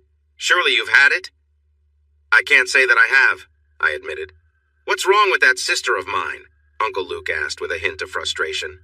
"Didn't have Sunday dinner for the family?" "I grew up far from everyone else. I lived in Pittsburgh. I didn't have many chances for a family dinner until I was about 15. Grandma passed away 2 years after I moved back. She wasn't cooking much by then. Uncle Luke was not looking pleased. "No sense of family? Her kids didn't help out?" "Different traditions, I guess. We had family barbecues now and then, and we came together for Christmas, Thanksgiving, and Easter dinners." I felt I needed to defend them. "Family matters a lot. 42 of the people I employ are all related to me. Aunts, uncles, cousins, both first and second. That doesn't count the other companies I hired for cleaning and maintenance. They're all family, too." "42? Uncle Luke asked. "What kind of business can keep that many people employed? A grocery store, maybe?" I shared details about my business, how it grew, and how things turned sour, which caused me to leave. It was a long conversation filled with many questions. I guess I couldn't complain, they were family. Honestly, they felt more like family to me than many at home. As Uncle Luke would say, "That's a shame." Darren, who I recognize now because of his hat, spat on the ground. "Not a single one of them stood up for you? What kind of family is that, son?" I shook my head. "I've been wondering the same thing, Darren. Not one of them backed me up. I supported that whole town, and what did I get for it?" Daryl handed me another beer. "Forget them. Let their business fall apart and let them all struggle. They have no respect for marriage or for the man who puts food on their table. Let them figure it out." "They're family, Daryl," Uncle Luke said gently. "Not the best family a person could have, but family all the same." Then he looked at me. "I don't think they had a reason to disrespect you, did they? You weren't unkind to them?" I shrugged. "I think I treated them okay. I paid good wages and offered great benefits. I helped when they needed it, put 3 of their kids through college every year, shared profits, and added more employees regularly. I even covered some hospital bills. I did my best." I took a sip. "I might not have been the easiest boss. I wouldn't allow drug use at work or allow any dishonesty about hours. I had my rules, and I expected everyone to follow them. My sister says I was too strict, which is why none of them liked me." Admitting that was hard. "That's nonsense," Daryl said firmly. "If you were too lenient, they wouldn't respect you either. It's your job to run things well. They needed to understand that. Sometimes being a firm boss is what's required." I shrugged again. I don't know. I just did my best. That's all anyone can do. Whatever it was, I guess it just wasn't enough. What did you do for work? Uncle Luke asked. I shared the idea behind Honor Energy, a company that focuses on energy-saving systems for nicer homes. We offered smart vents and sensors to help with air leaks. We connected to solar and geothermal energy solutions, including ways to heat water with sunlight. Our control panels were smart and learned the owner's preferences. It was a small market where we were doing well in the Northeast and just starting to grow nationally. It was nice to see they understood most of it. It sparked a lively conversation about the different needs of various areas and how we managed them. We talked about government support, local energy programs, and tax breaks, and how these varied across the different provinces in Canada. We were still going over the details when dinner was called. I didn't have much say in what went on my plate. Jane filled it with a bit of everything, including some things I didn't recognize. The flavors were strong, especially the salt beef and cabbage. It was tasty, but to everyone else it seemed like a feast. I remembered my manners and made sure to say how great everything was and asked about the dishes I didn't know. Uncle Luke smiled proudly. Bet you never had anything like this back home. It's a shame you missed out. It's a bit like a boiled dinner from the diner, just with more ingredients and salt beef instead of corned beef, I replied. Daryl's wife, Anne, joined in. A lot of folks here go for corned beef these days. They make jigs with just cabbage, potatoes, and carrots. It's a real shame it's not the same as the traditional dish. I learned more about the family ties, who was related to whom, where they lived, and what they did for work. Uncle Daryl was lucky to have a crabbing license, and he made a good living from it, along with his sons, a brother-in-law, and a few nephews. His daughter Lena's husband worked with him too. I began to understand a bit more about being in charge from his perspective. Most were second cousins, my father's first cousins, and some were once or twice removed. It was confusing. I figured if they belonged to my father's generation, they were aunts and uncles. If they were my age, they were cousins. I didn't worry too much about the younger ones. After dinner, we moved back outside. I was surprised to see that about a third of the group smoked. Many newfies had that habit. At $8 a pack, it was expensive. I was offered a cigarette, a cigar, and even a pipe from Uncle Luke. I had to explain that I had never used tobacco. Smarter than you look, Uncle Luke joked. We enjoyed about half an hour before the women came outside. As they arrived, more chairs were pulled from the garage. I offered my chair, one of the nicer ones, but Nanny wouldn't have it. It's your first time at my house and you think I don't know how to treat a guest? Next time, you'll have to take care of yourself, she said with a friendly smile. The conversation shifted to politics for a bit, which lost my interest, then split into smaller discussions. Jane moved her chair next to mine, across from Uncle Luke. Honestly, what did you think of dinner? She asked quietly, leaning towards me. It was good. Some of it was a little strange for me, but I enjoyed it. I liked the company more. Comfort food, she replied. Like fish and chips or flipper pie. You'll get used to it and soon you'll love it. Her voice lowered. Did they ask you about last night? About how much I drank? About where you slept? She said softly, looking a bit shy. Not a word. She smiled. You're lucky. She took a long sip of her drink and I noticed she seemed a bit tipsy. Maybe the questions had bothered her. I was surprised when some neighbors stopped by, bringing their own chairs. I got a quick introduction as our group grew to over 20 people, not counting the little ones who were running around outside. It didn't surprise me when a couple of guitars, an old ukulele, and a squeeze box appeared. Someone handed a guitar to me. Time for the runner and waiter show, Jeff joked. I was confused at first until he pointed to me as the runner and to Ronnie as the waiter. I'm sure my face turned as red as Ronnie's. We sang a few local tunes and some popular songs. I took it easy this time, not wanting to cheat with any hard songs. I was just too happy to go that route. When it was my turn again, Janie asked me to sing a song for her. Your song, which until recently had always been Beth's. I got a nudge in the ribs when I hit the power chords and started singing, Janie's got a gun, Janie's got a gun. The crowd laughed before I moved on to the song she really wanted. When I finished, she sang an Irish song, probably in honor of her grandmother. It wasn't another Gaelic tune, but Four Green Fields, a sad song I had heard before. The second time around, I was encouraged to play Bon Jovi's Wanted Dead or Alive again. I guess it had been popular at the bar the other night. Janie was acting a bit strange and refused to sing, shaking her head until they left her alone. It was a shame because she had the best voice. Instead, she seemed focused on drinking a few more beers. I worried about how it would affect her since she was so small. Everyone appeared to be having a good time, but I noticed more than a few concerned looks directed at Janie. I decided to try to lift her spirits a bit next time around. I turned to look at her. It was late in the evening and she was wondering what to wear. She put on some makeup and brushed her long blonde hair. Then she asked me, "Do I look okay?" I said, "Yes, you look wonderful tonight." I realized I may have sung a bit too much at the end of the song. And the wonder of it all is that you just don't see how much I care for you. Her eyes got a bit misty, and I felt a wave of guilt wash over me. It felt like I was giving her the wrong idea. Luckily, it was a well-known song, and others were singing along too. When I finished, she stood up looking determined. She walked over to Ronnie, a bit unsure on her feet. She whispered to him, and he shook his head. I almost laughed when she grabbed his shirt and whispered something in his ear.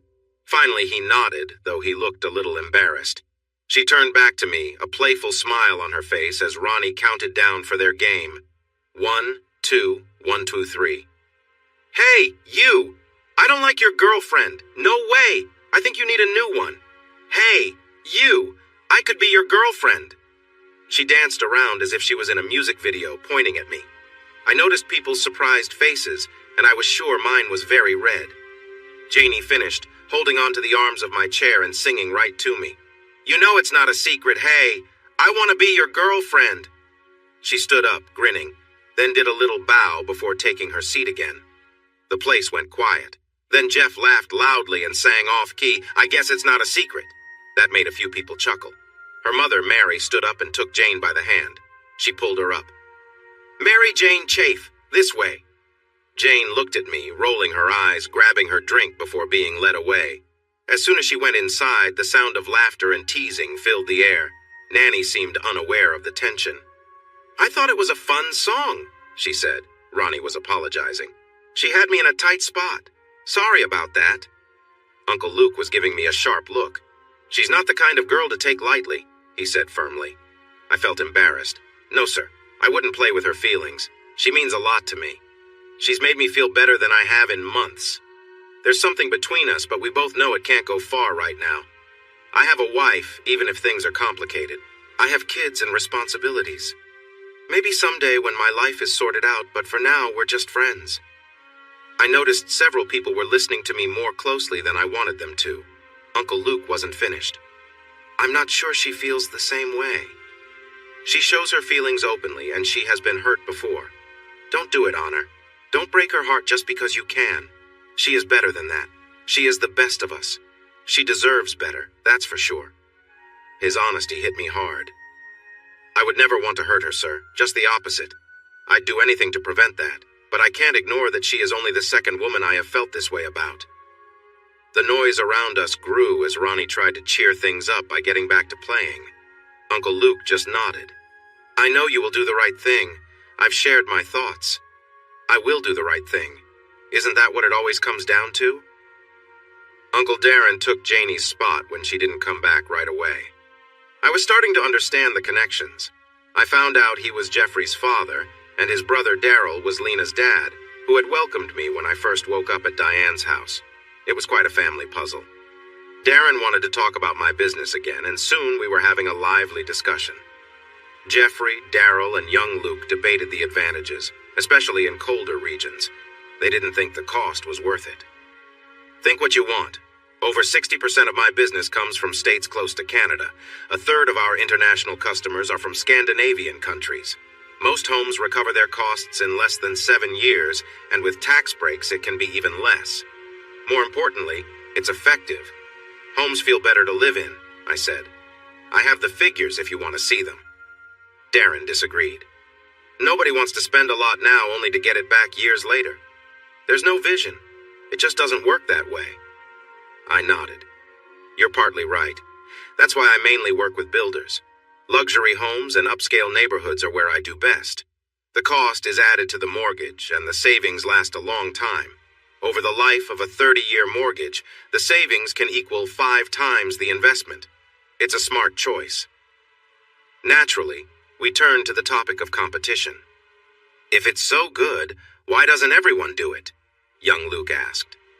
I smiled. More will soon. I have several patents that make it more efficient. Without them, it would take 10 years or more to pay back the investment. I just sold one to a big company, so I bet you'll hear a lot more about it. Sounds risky, Daryl said. It's like giving up my favorite fishing spot. You might make some money, but what about later? What if you found a much better spot, bigger catches and plenty of them? I teased. Would you consider selling your old one for a nice check? That question started the talk about my new patents, which brought up how I had left my old company without handing them over. By then, I had enjoyed a couple more beers and I was speaking my mind. They had it made. They were on top. Best pay and benefits in the field, but then they turned on me. I don't handle betrayal well. Let's see how they manage without me making it easier, inventing new ideas, finding customers, and ensuring our product was the best. They are on their own now. But you're talking about families, Honor. You said there are over 200 people? You're just going to leave them? Darren asked, looking worried.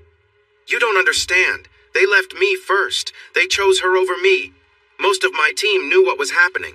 I could have brought them down, but I didn't. I handed them the business. Everything. They have the product and the customers, a solid brand. It won't be easy. I'm not there to guide them or give them everything. They'll have to work hard to stay competitive. Now it's on them. But without the patents, Jeffrey said, they had 6 weeks' notice. They could have prepared a 2-year supply of the essential parts. Plenty of time to figure out how to stay competitive. It's up to them. Uncle Luke was listening quietly, but then spoke up. You really think they will? How long do you give them? The group went silent. 6 months if they keep going the way they are. 6 months before they'll have to start letting people go. 4 months if they ignore the advice I gave them when I left. Maybe a year if they do everything right. From what I hear, it's more likely to be 4 months than a year. It's already been over 2 months and it's not looking good, I said. And then? Uncle Luke asked. I shrugged. They close down. 50 people out of work, 3 local businesses lose their biggest customer, and 10 million less going into the community every year. Pretty expensive mistake on their part. But you could stop it, Darren said. I could, but at what price? I put in so much effort for them, and what did it bring me? I gave them everything I had. I have nothing left to offer. They broke me. Look at me now, drinking beer far from home because I can't stand to see them. Even my own mother. She covered up that woman's betrayal. No, I'm not going to make that effort. What do I gain? They get rewarded for hurting me, and I go back to working for ungrateful people. Forget it. Suddenly, I felt a pair of arms wrap around me from behind. Leave him alone. You don't know the whole story. They don't deserve him, Janie said, her head next to mine. Uncle Daryl nodded. We're not blaming him, Jane. It's hard to imagine what it's like to be in his place. But it's family. How would you feel if everyone at that party the other night suddenly lost their jobs? Everyone. And it's even bigger than that. When was the last time you talked to Uncle Bill? Jane snapped. What about the argument you had over selling the pond property? That was just about some money. And what about when Uncle Tom wanted to partner with you on your boat? Since when is family the only thing that matters? They had other choices. It wasn't everything for them. So does his team. He gave them a chance. He trusted them with the business and almost all the money. He deserves to find happiness, don't you think? Would you want to spend your life helping people who let you down? I know I wouldn't, Janie argued. The conversation changed then, and she moved to sit on the arm of my chair, her legs across mine, her arm around my neck. I put my arm around her waist. Everyone began talking about happiness, what it means, and how you can choose your own happiness. I'm not sure if I agreed with them. Too many people have opinions. If you want to take charge of your happiness, you can't let just anyone into your life, especially into your heart.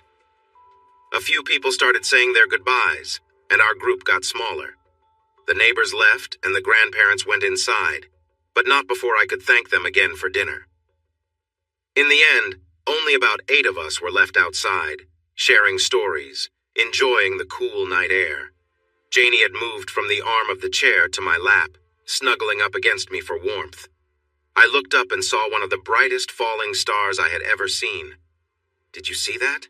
I whispered to Jane. Make a wish, she replied, closing her eyes. I didn't know what to wish for.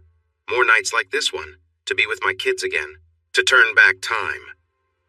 In the end, I kept it simple. Happiness. I thought, I wish to be happy again. It's getting late, I told her. Are you ready to go?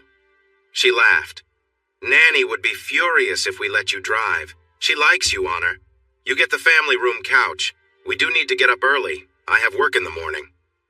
With no hurry, we stayed a little longer, watching for falling stars and talking about dreams in the future. When there were only 4 of us left, we decided it was time to go. I was shown to the couch, took off my shoes and socks, and felt sure I'd sleep well. My belly was full, and I'd had enough drinks to help me sleep quickly. I woke up with Jane lying next to me, her back to me, and my arm asleep where she rested her head. I pulled her close, turning my head to move her hair out of my face, and pressed my cheek against hers. I felt a bit shy about the situation we were in. She said softly, holding onto my arm and leaning back toward me. Good morning, beautiful, I whispered. Shh, just a little longer, she replied, still sleepy. I noticed some movement in the house. We were in a room a little below the main floor, and sunlight was coming in through the windows. Are you going to get in trouble for being here? I asked. She seemed to freeze for a moment. Oh no, I just came down to say goodnight after I used the bathroom. I chuckled and let her go. She turned and quickly kissed me. We weren't alone. Ronnie was on the other couch and Jeffrey was snoring in the recliner. Jane glanced around and quietly left. I wondered where she was supposed to sleep. I was wide awake by then, so I sat up and slowly put on my socks and shoes. I tidied up the pillows, folded the blanket, and looked for the bathroom. As soon as I stepped out, I almost laughed. There was no way that Jane got through without being seen. Nanny was busy in the kitchen making scrambled eggs. I walked up behind her and kissed her cheek. Morning, Nanny, I said. She smiled at me and then playfully tapped me with her spoon. Sit down, grab something to drink. There were just a few people at the table, Uncle Luke and either Daryl or Darren, I wasn't sure which one. Anne was nearby, so I guessed it was her husband, Daryl. A plate with eggs, toast, and sausage was set in front of me. Uncle Luke looked like he was finishing up leftovers from last night. I poured myself a cup of coffee. Uncle Daryl pushed a bottle of aspirin toward me. I took 3 and thanked him. He seemed to still be thinking about our chat from the night before. You've got that patent of yours. Are you thinking about starting something on your own? He asked. I haven't thought too much about it yet. It's a possibility. Not sure if I'd want to do it back home, I replied while taking bites of my egg and toast. Uncle Luke joined in. Maybe you should think about it. From what you said, I don't think you have much time left. He stared at me for a moment. I can't tell you what to do, but you need to think about who's really in the right. How would you feel if you hurt a lot of families in your whole community? I wonder how they feel about what they've done to my life, I said, perhaps sounding a bit too harsh. He took a sip of his tea. I imagine they would feel pretty bad. I know I would. People make mistakes, Honor. We all do. I've made my share. Nanny returned, placing a bowl of eggs on the table. That's the truth, she laughed.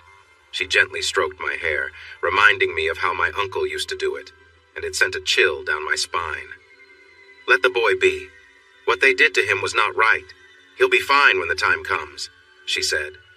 Jane walked in, looking as bright as a sunny morning.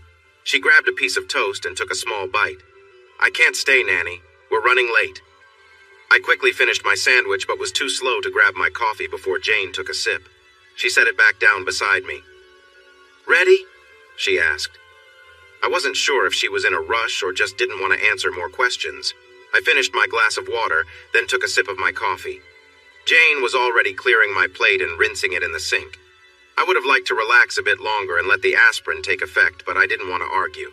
I stood up. Thanks for dinner and breakfast again. Bye, Nanny, Grandpa. See you later, Uncle Darren, Jane said, giving Uncle Luke a kiss on the cheek. Oh no, I was mistaken. I thought his name was Daryl. Honor, if you're free today, maybe you could stop by this afternoon, Darren suggested. Where? I asked. Right across from Lena's place. Jane can show you. I'll do that. I don't have any plans, but I need to handle a couple of things this morning. How about after lunch? Anytime. You're always welcome. After that, I managed to make my way to my bike. You seemed like you were in a hurry, I joked. If I stayed much longer, they'd have me working. I need to freshen up before my shift, not go in smelling like a brewery, she replied with a laugh. I took her to the hotel where her car was parked. She gave me a nice warm kiss. See you tonight? She asked. I plan to be around. Should I meet you somewhere? Call me around 6. Let me know where you are, she said. I realized I didn't have her phone number, and it took a few minutes for her to add it to my phone. Does it work here? She asked. It works everywhere. I handle a lot of international business. Got it. She gave me another quick peck. I'm not the only one who could use a shower, she giggled, scrunching her nose. Message received. I took it easy for the morning, enjoying a nap in my rarely used bed. I took a long shower and left my dirty clothes in a hotel laundry bag to be cleaned. I stopped by the front desk to make sure everything was okay since I had only used the bed for one night in 3. There were no messages or complaints. Sitting at the desk in my room, I checked in with Aunt Jean to ensure everything was on track. I gave her the bill for the house decorator and she promised to handle it. She asked about my plans to return, but I wasn't ready to commit. You know your daughter's birthday is in 3 weeks. You'll be here for that. Yes, I haven't forgotten, I assured her. I doubt I'll be gone more than another week to 10 days. It's a good 3-day ride on my motorcycle, and that includes the ferry, she said. She fell silent for a moment. I don't want to put too much pressure on you, Honor, but Beth isn't feeling well. If you could take a little time to talk to her, it would mean a lot. I plan to speak with her soon, I replied. I had a brief chat with Roger Hammond, just to let him know I was okay. There was an hour-and-a-half difference between St. John's and Beddenton, so I thought Marie would be back from school. Carol answered the Skype call. Honor, how's everything going? I'm good. Better, actually. Is Marie around? Can she talk to me? She's here, and I'll make sure she speaks with you. You and Beth are too soft on her. She's a handful and a bit spoiled. I chuckled. Like you were any better with BB at that age? She smiled. Maybe not, but I learned. Can I talk with you after you're done? Of course. Just so you know, I plan to call Beth right after this. That sounds great. She's been really down lately, the worst since I got here. I'm sure she'll be happy to hear from you. Let me get Marie. Marie was different since our last chat. She was excited to tell me all about school and her new friends. I barely got to say anything until the end. Come home, Daddy, she pleaded. Soon, Angel, I promise. Just a few more days, okay? I miss you. I miss your stories. I miss you tucking me in, she said with a frown. I miss that too. I love you and I'll be home soon. When? Tomorrow?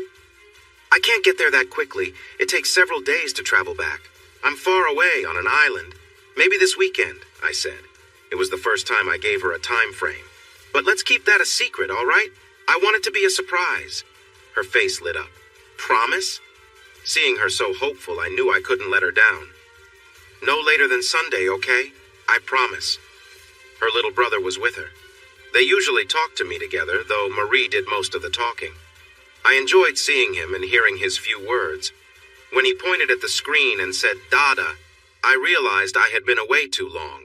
Marie hugged her brother, saying, Daddy's coming home, to him. Then she ran off with the tablet.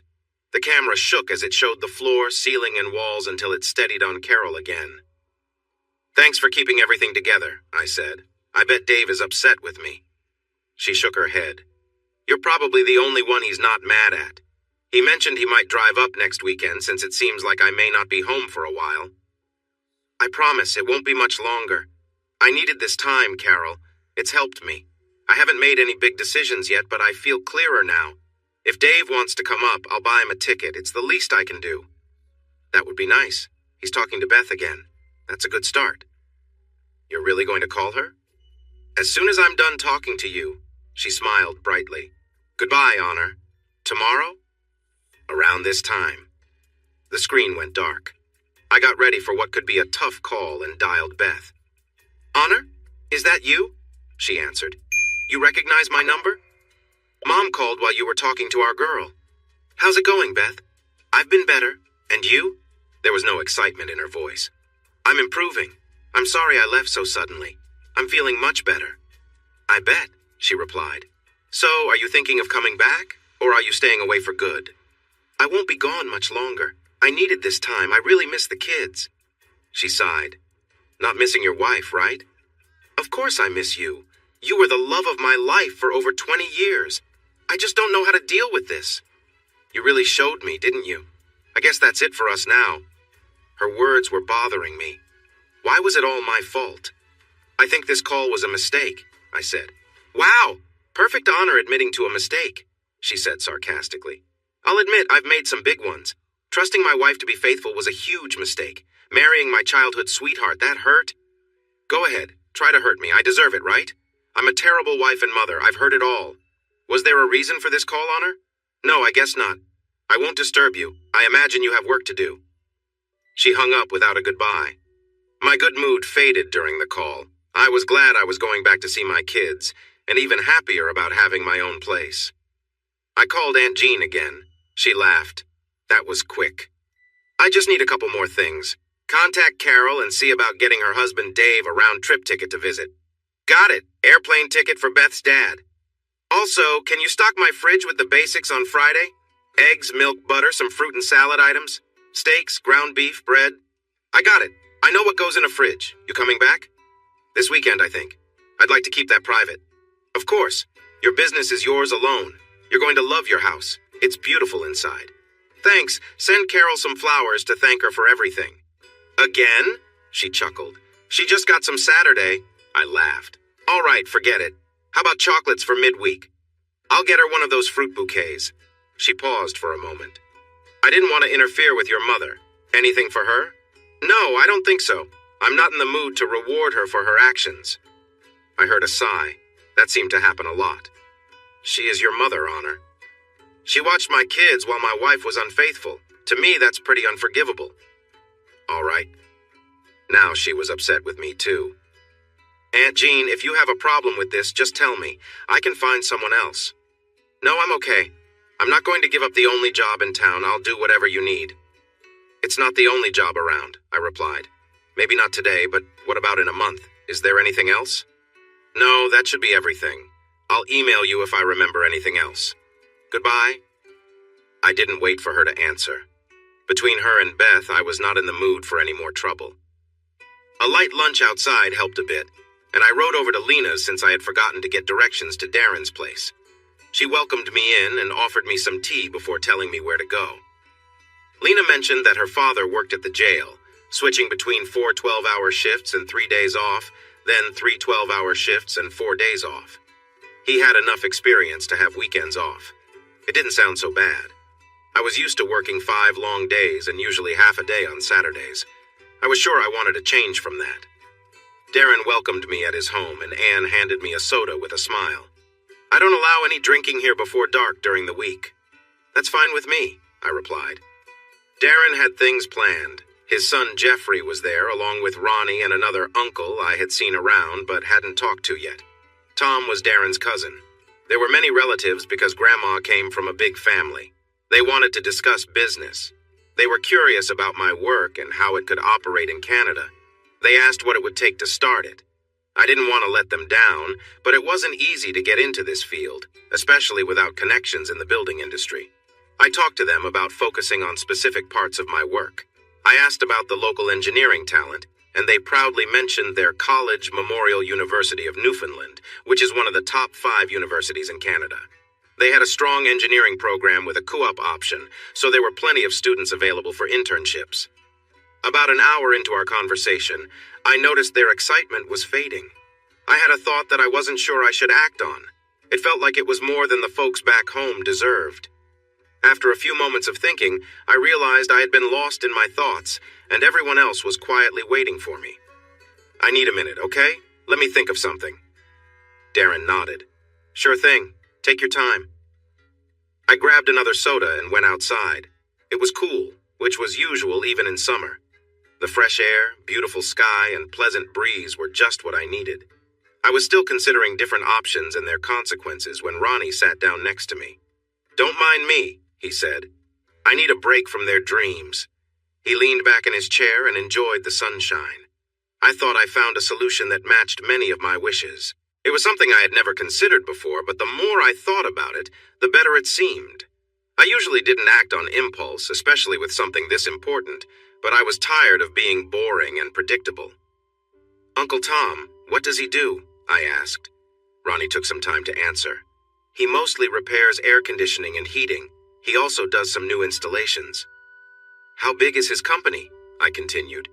"It's just him and Uncle Bobby running it, with 4 workers. Aunt Joni answers the calls and handles the paperwork." "Are there many engineers in St. John's?" "They don't stay long. Most move to places like Toronto or Ottawa. Some go even further to Labrador, Calgary, or Vancouver. The university sends out a lot of graduates." "Let's go back inside. This could work." He gave me a curious look but took his drink and followed me back indoors. I shared my idea.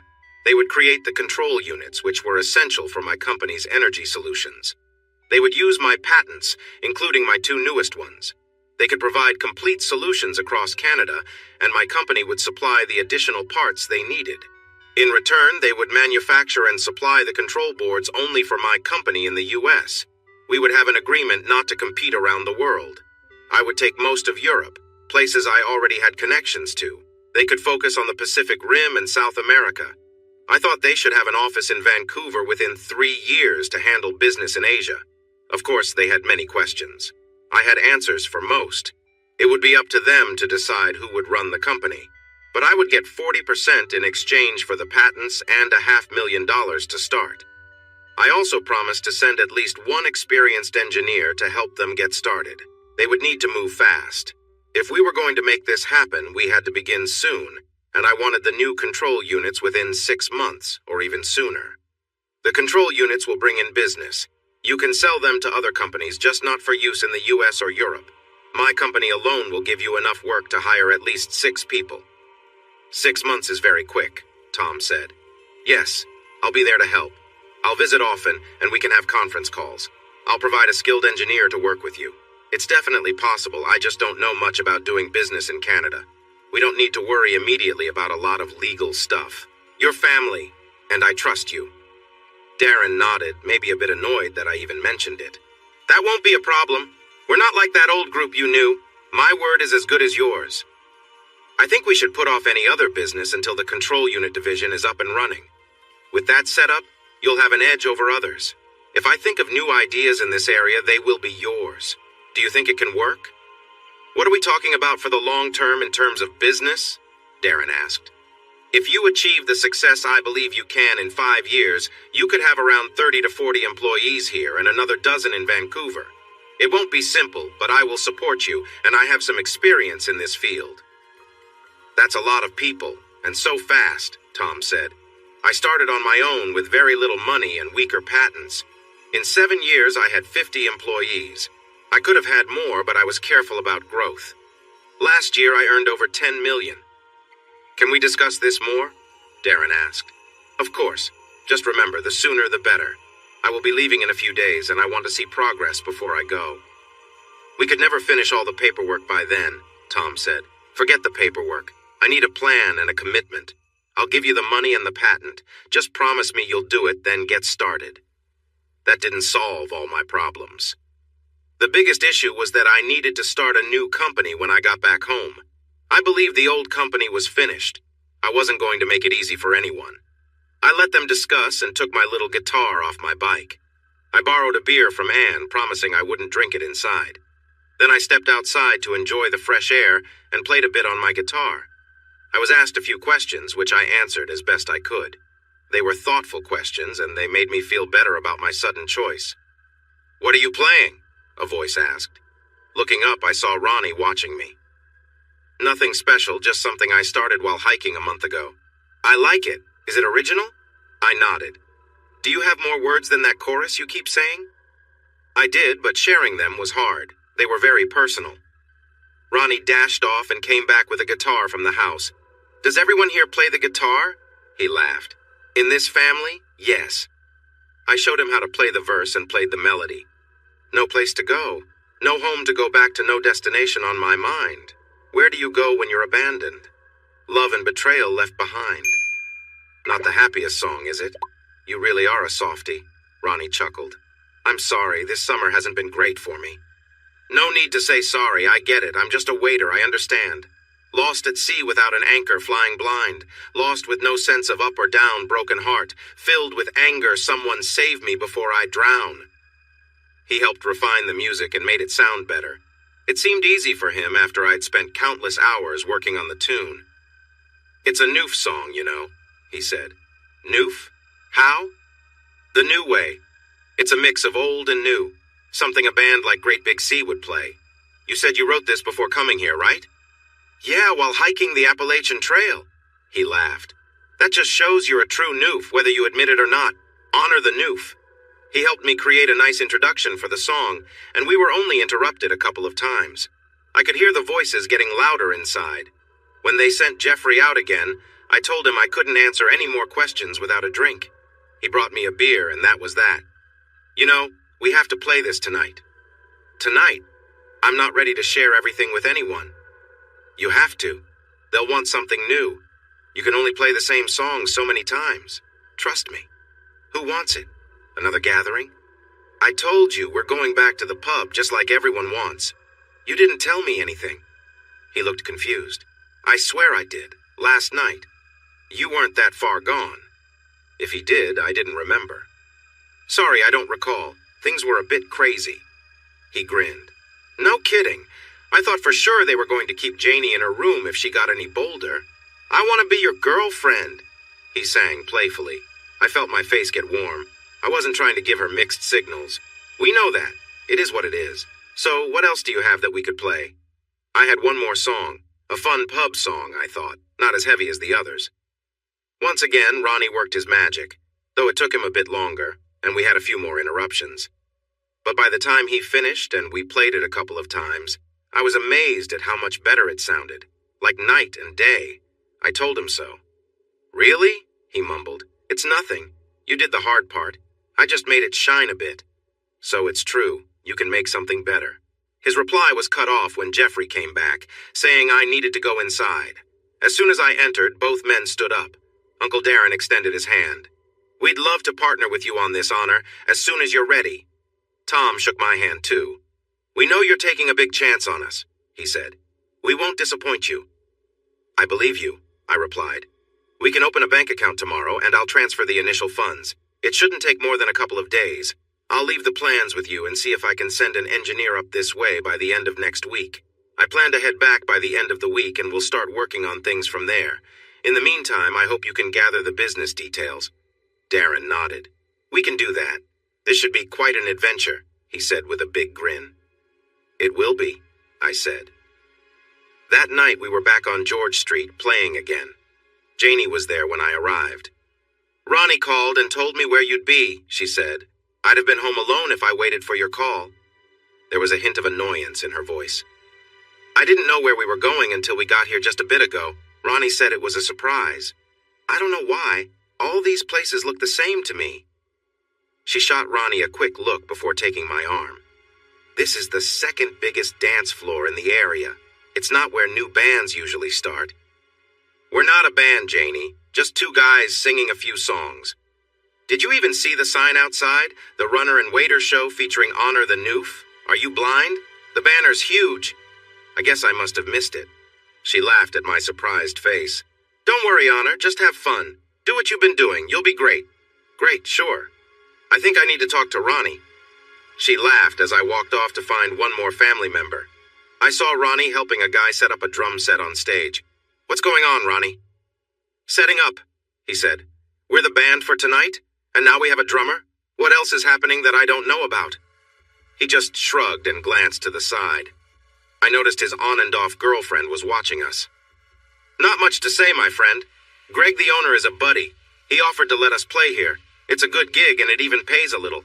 Free drinks all night for us. People want to hear us. We can't let them down. Ronnie, we haven't even practiced. And now we have a drummer? Pete's good. I've played with him before. He can keep up with anything. We'll be fine. It's not a big deal. Not much different from the other night. The other night where I ended up passed out and waking up in Janie's bed, I reminded him. Are you complaining now? I thought you'd be thankful. Relax. As much as I hated to admit it, Ronnie was right. We played 3 sets, 2 of them to a full house. Janie joined us on stage for about a third of our songs, and she was amazing. She must be well known. Whenever she sang, the crowd went wild even before she started. Ronnie seemed to know half of St. John's. Every few songs, he'd bring someone up on stage, share a story about them, and we'd have a guest singer or musician for a couple of songs. The crowd was lively, enjoying their drinks, singing along, and dancing happily. It didn't matter that our songs had no clear order or theme. They were just there to have a good time. We ended up playing both of the songs I wrote, and I was surprised they were received so well. During the 3rd set, we were even asked to do an encore for one of them. Ronnie and I had reworked a song called The Runner and Waiter before our show. Drink a beer, listen here. I have a story you should hear. About a guy and a girl, how she changed his simple world. It was love, it was fate, when they went on their first date. Everyone knew it was meant to be. Their love was clear for all to see. Should I wait? Should I run? Do I tell her that it's over? Do I tell her that we're done? Should I run? Should I wait? Tell me, how long does it take to turn my love into hate? Feeling the crowd sing along with the first parts of each chorus was thrilling. Hearing a couple of hundred people shout out my words, dreams, and heartache was amazing. I was a bit tipsy during the 3rd set. Janie was on stage with us, along with Ronnie's girlfriend, who was playing a funny-looking tambourine in the back. Janie seemed just as tipsy, and I was enjoying her company. Honestly, I felt fantastic. People were clapping, cheering, and calling out for songs. I mostly followed Ronnie's lead, and it didn't seem to matter. There were young girls in the crowd looking at me with admiration. "Darn it, Honor," Janie whispered in my ear, her arms around my waist. "Don't give those girls false hopes. You're taken, remember that?" At least she said it with a playful tone. "Jealous?" I joked, taking a quick break from playing my guitar. "Seriously? Jealous of an old guy with a messy face who's not the best singer? A married man with kids who would never cheat on his wife? An out-of-work guy from a different place? Jealous?" She pinched me playfully. "Let's see who's jealous. There are some good-looking guys out there checking me out." She turned to leave, but I pulled her back and kissed her, making the crowd go wild. She blushed a lot when I let her go. "I love you, Ducky. You know I do," I said with my best Newfoundlandese accent. Her smile looked a bit sad. "I know you do, Honor, but it's not enough now, is it?" I held her close, looking into her beautiful eyes. "I need time, Janie. You understand my situation." She laughed it off. "I know, Honor. Now it seems there are 2 waiters in the Runner and Waiter band, but I won't wait forever." She stepped away, took my hand, and pulled me off the stage where beers were ready for us, handed by the owner. Ronnie was standing next to him. "I knew it," he said with a grin. "When I saw you the other night, I knew you'd be a big hit. We need to make this a regular thing." I looked at Ronnie, who had a very pleased look on his face. I noticed his girlfriend was right next to him, hanging on him closely. "We'll talk. Ronnie will get back to you," I said. He didn't look too happy with my answer, but he patted my shoulder. "That's fine. We can discuss money then. I'm sure we can agree." It wasn't the right moment to talk with Ronnie, but I knew we would. I didn't like being caught off guard. After we finished our performance, the place was still crowded. We even played 2 extra songs before I begged to stop. I was drained and could barely speak. While Pete was putting away his equipment, I pulled Ronnie aside. "We need to talk." "So talk, my friend. This is a great gig, right? I hope you're not planning any more surprises. You know I can't stay. I'm leaving in a couple of days. I have to go back and handle things," I explained. His expression said it all. "Seriously? You're telling me now? After everything I've done? They expect us next weekend. 2 nights. Good pay. Don't you think you should have talked to me before deciding that? You know I'm not here permanently. Come on, think." "But you told Uncle Darren." "I told him to start things and I would come back for short visits. I can only be here a week or 2 at a time. I'm not saying we can't play, but you need to work with me, communicate with me. Don't just go off on your own." "So when are you coming back then? Do you have any idea?" he asked, looking around. That's when I saw we had a small audience. Janie was behind me with 2 beers, and his girlfriend, who I learned was named Rhonda, was waiting for him. Some cousins from our last concert were nearby too. "I can't say right now. When I get home and see what I need to do, I'll call with a rough schedule. I'd say at least 3 weeks before I'm back. He looked disappointed but nodded. All right, we can work with that. Don't leave me in the dark. I won't. I promise to give you a schedule as soon as I can. He nodded and turned to grab his girlfriend. Janie stepped in front of me and handed me a beer. When were you going to tell me, Honor? I sighed and took a drink. Tonight. I just made the decision after talking to Darren today. My daughter's birthday is in a couple of weeks, and I already told her I'd be back by this weekend. I have to go home to take care of some important matters. It's going to be a tough few weeks before I can return. But I will be back in less than a month. I promise. I took her arm gently. All this happened today. The talk with Marie, the business discussion with Darren and Tom. You have to trust me, Janie. I'm not keeping anything from you. We just didn't have time to talk. She nodded slowly. I believe you, Honor. It still stings a bit. Promise you'll return, hopefully feeling better? I promise. I'm just hoping my mind is clear. I can tell you this. You are the best thing that has happened to me in a long time. I won't forget that. She moved closer, and when she kissed me, I felt it deeply. It's only going to get better, Honor, if you give us a chance. If you're curious how long it takes to write a story, the songs I wrote for this one were sent as poems to a website back when I was still working on Chapter 3 in 2013. Wow, this story has been sitting around for a long time. I'm glad that Black Randall 1958 encouraged me to finish it for the Legends Day event. I knew I had a busy day ahead. I had finances and paperwork to manage. I needed to prepare before heading home and get ready to talk to BB and Mom, among others. I had been a bit lazy lately, going to bed late and waking up in the late morning, eating and drinking whatever I wanted. For once, I got up at a good time and ate healthier. Then it was off to the bank to start a big transfer. Darren met me there and we opened a new account for the business. Things were moving forward quickly. It felt exciting, even if a little risky. After lunch, I returned to the hotel for my daily call home. In just a minute, my plans were turned upside down. Mrs. D was waiting for me. The moment I logged in, she called my name. Honor? Are you there? I'm here, Mrs. D. I'm only a few minutes late. Thank goodness. You need to come home. You have to come home now, she said, sounding frantic. She looked disheveled with dark circles under her eyes. It looked like she had been crying. Is it the kids? Did something happen to Marie or Billy? I asked anxiously. She shook her head quickly. No, the kids are fine, at least for now. It's Beth. I was shocked and disturbed. What happened? Is she okay? She's gone, Honor. I have no idea where. She left a note. I don't think she's coming back. Then she started to cry. Beth was gone, leaving our kids. It hit me how much I had relied on her to take care of the children while I dealt with my problems. I felt terrible for many reasons. What did the note say, Mrs. D? Please tell me. Not much, she said, pulling out a piece of paper. Here, I'll read it to you. Mom, I'm sorry, but I just can't do this anymore. I can't do it without Honor, and he's not coming back.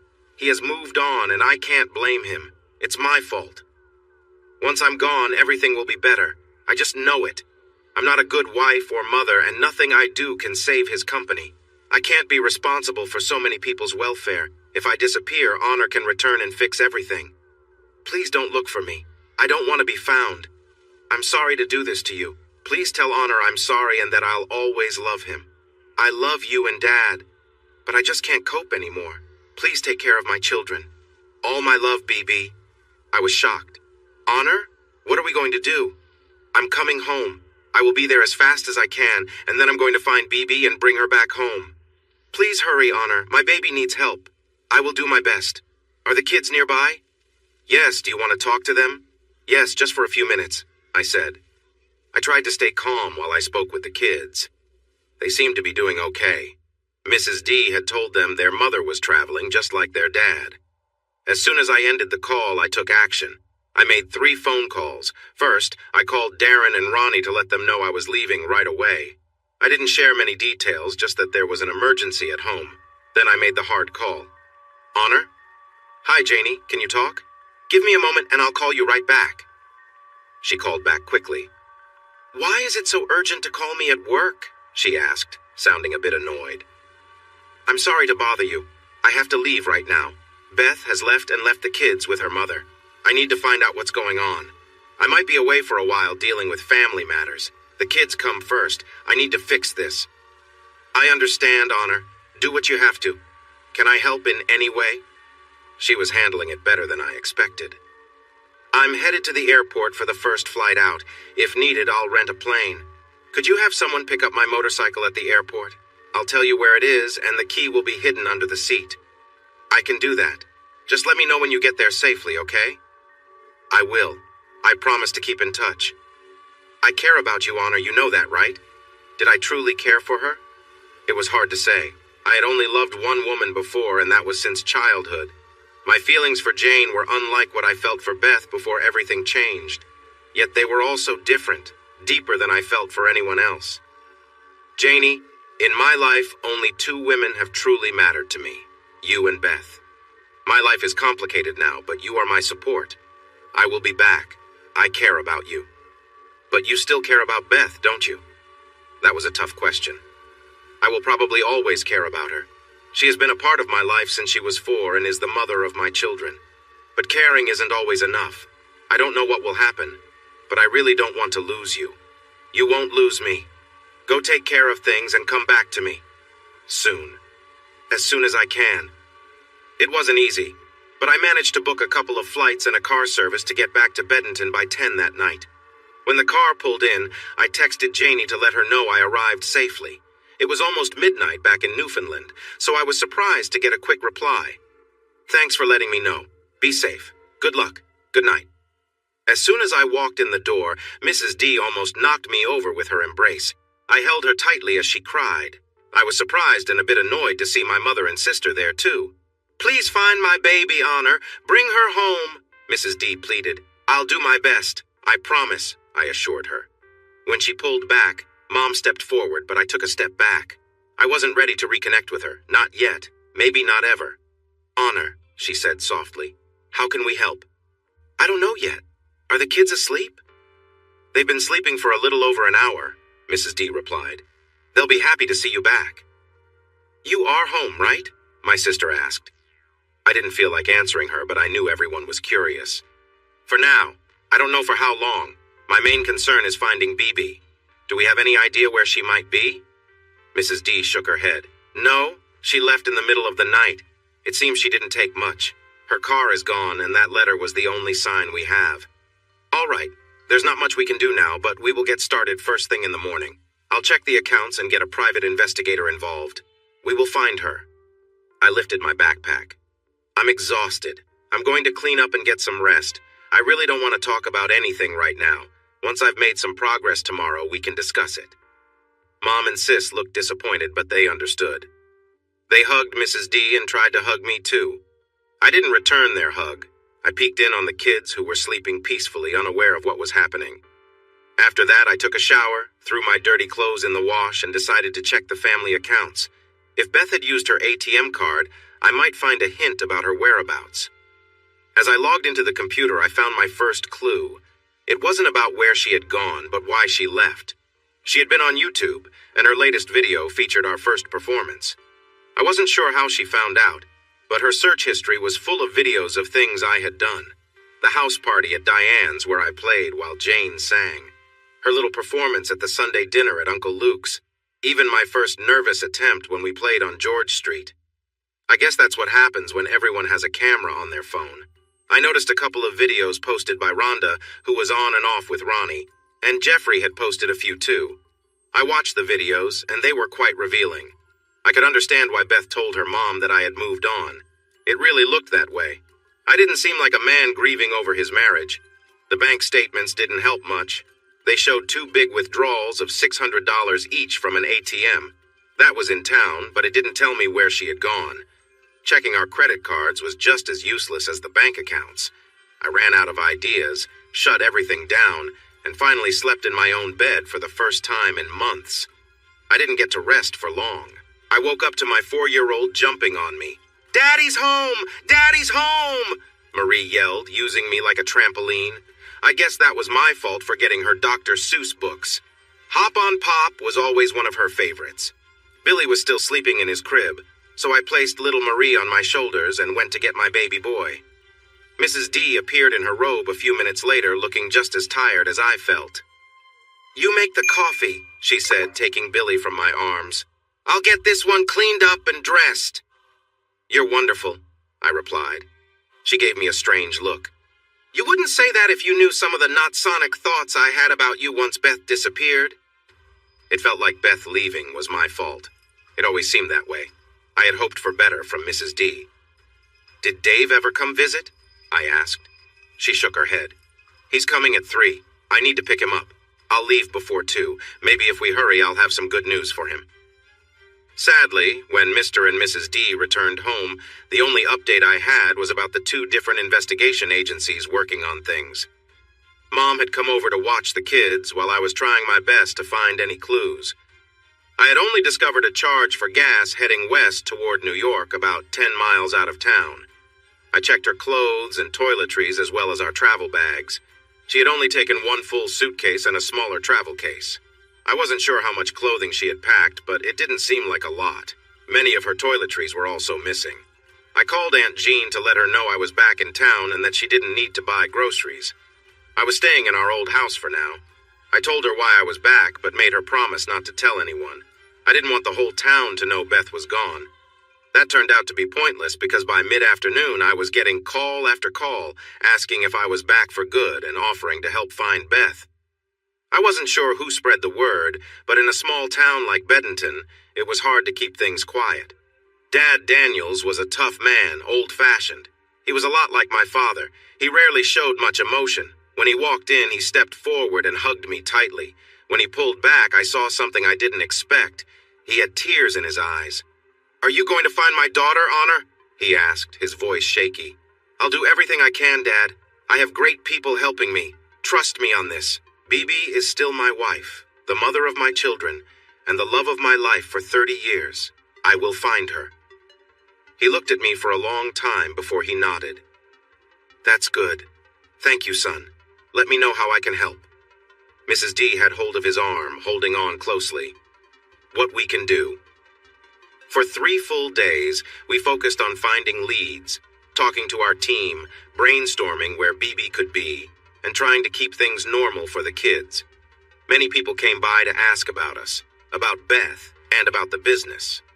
Mom did a good job of keeping most of them away from us. One person I didn't expect to see at my door was Dale. Yes, that Dale, the one who had been with my wife. He didn't look well, and honestly, that didn't bother me.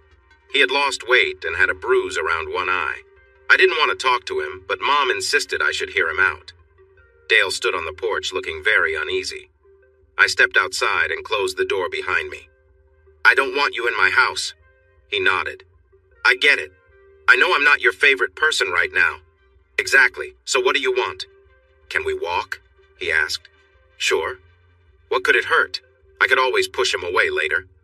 It took a moment before he spoke as we walked. "Fred did something to her," he said. "What do you mean?" "He didn't do anything to hurt her. She had been drinking and he got her back to his place. You know how Beth is, she trusts people quickly. I know my wife. I don't think you understand her as well as you think. I'm just sharing what I heard from Fred. She was sad and lonely because you were busy with work. Fred took advantage of that. He acted like a friend, someone who understood her. Did you know she had tried smoking?" "Bibi? No way." Dale chuckled. "I think you don't know her as well as you think. Fred was there for her when you were away. He got her drunk and introduced her to drugs. Eventually, he tricked her. He told me how he mimicked your voice to confuse her. At first, she thought it was you. He laughed as he told me she kept calling him by your name." "How could he do that?" I said, feeling angry. "That's Fred for you. You see the good in everyone, Honor. You are putting your own feelings onto them. Fred is a bad person. He is my brother, but he is not a good guy. It was hard to understand. But it didn't explain it all. What you're saying makes sense, but how did he get her again? She must have known by then." "Oh, Fred is clever. He said it was the alcohol and smoke. He acted all sorry. He kept apologizing. It took him 3 days to get her to drink and use again, crying and worrying about how to tell you. A few drugs made her weak.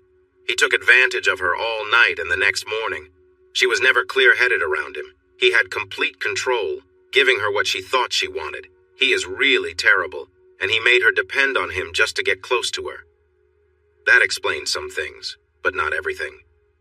How did you get involved? I asked. Dale shrugged.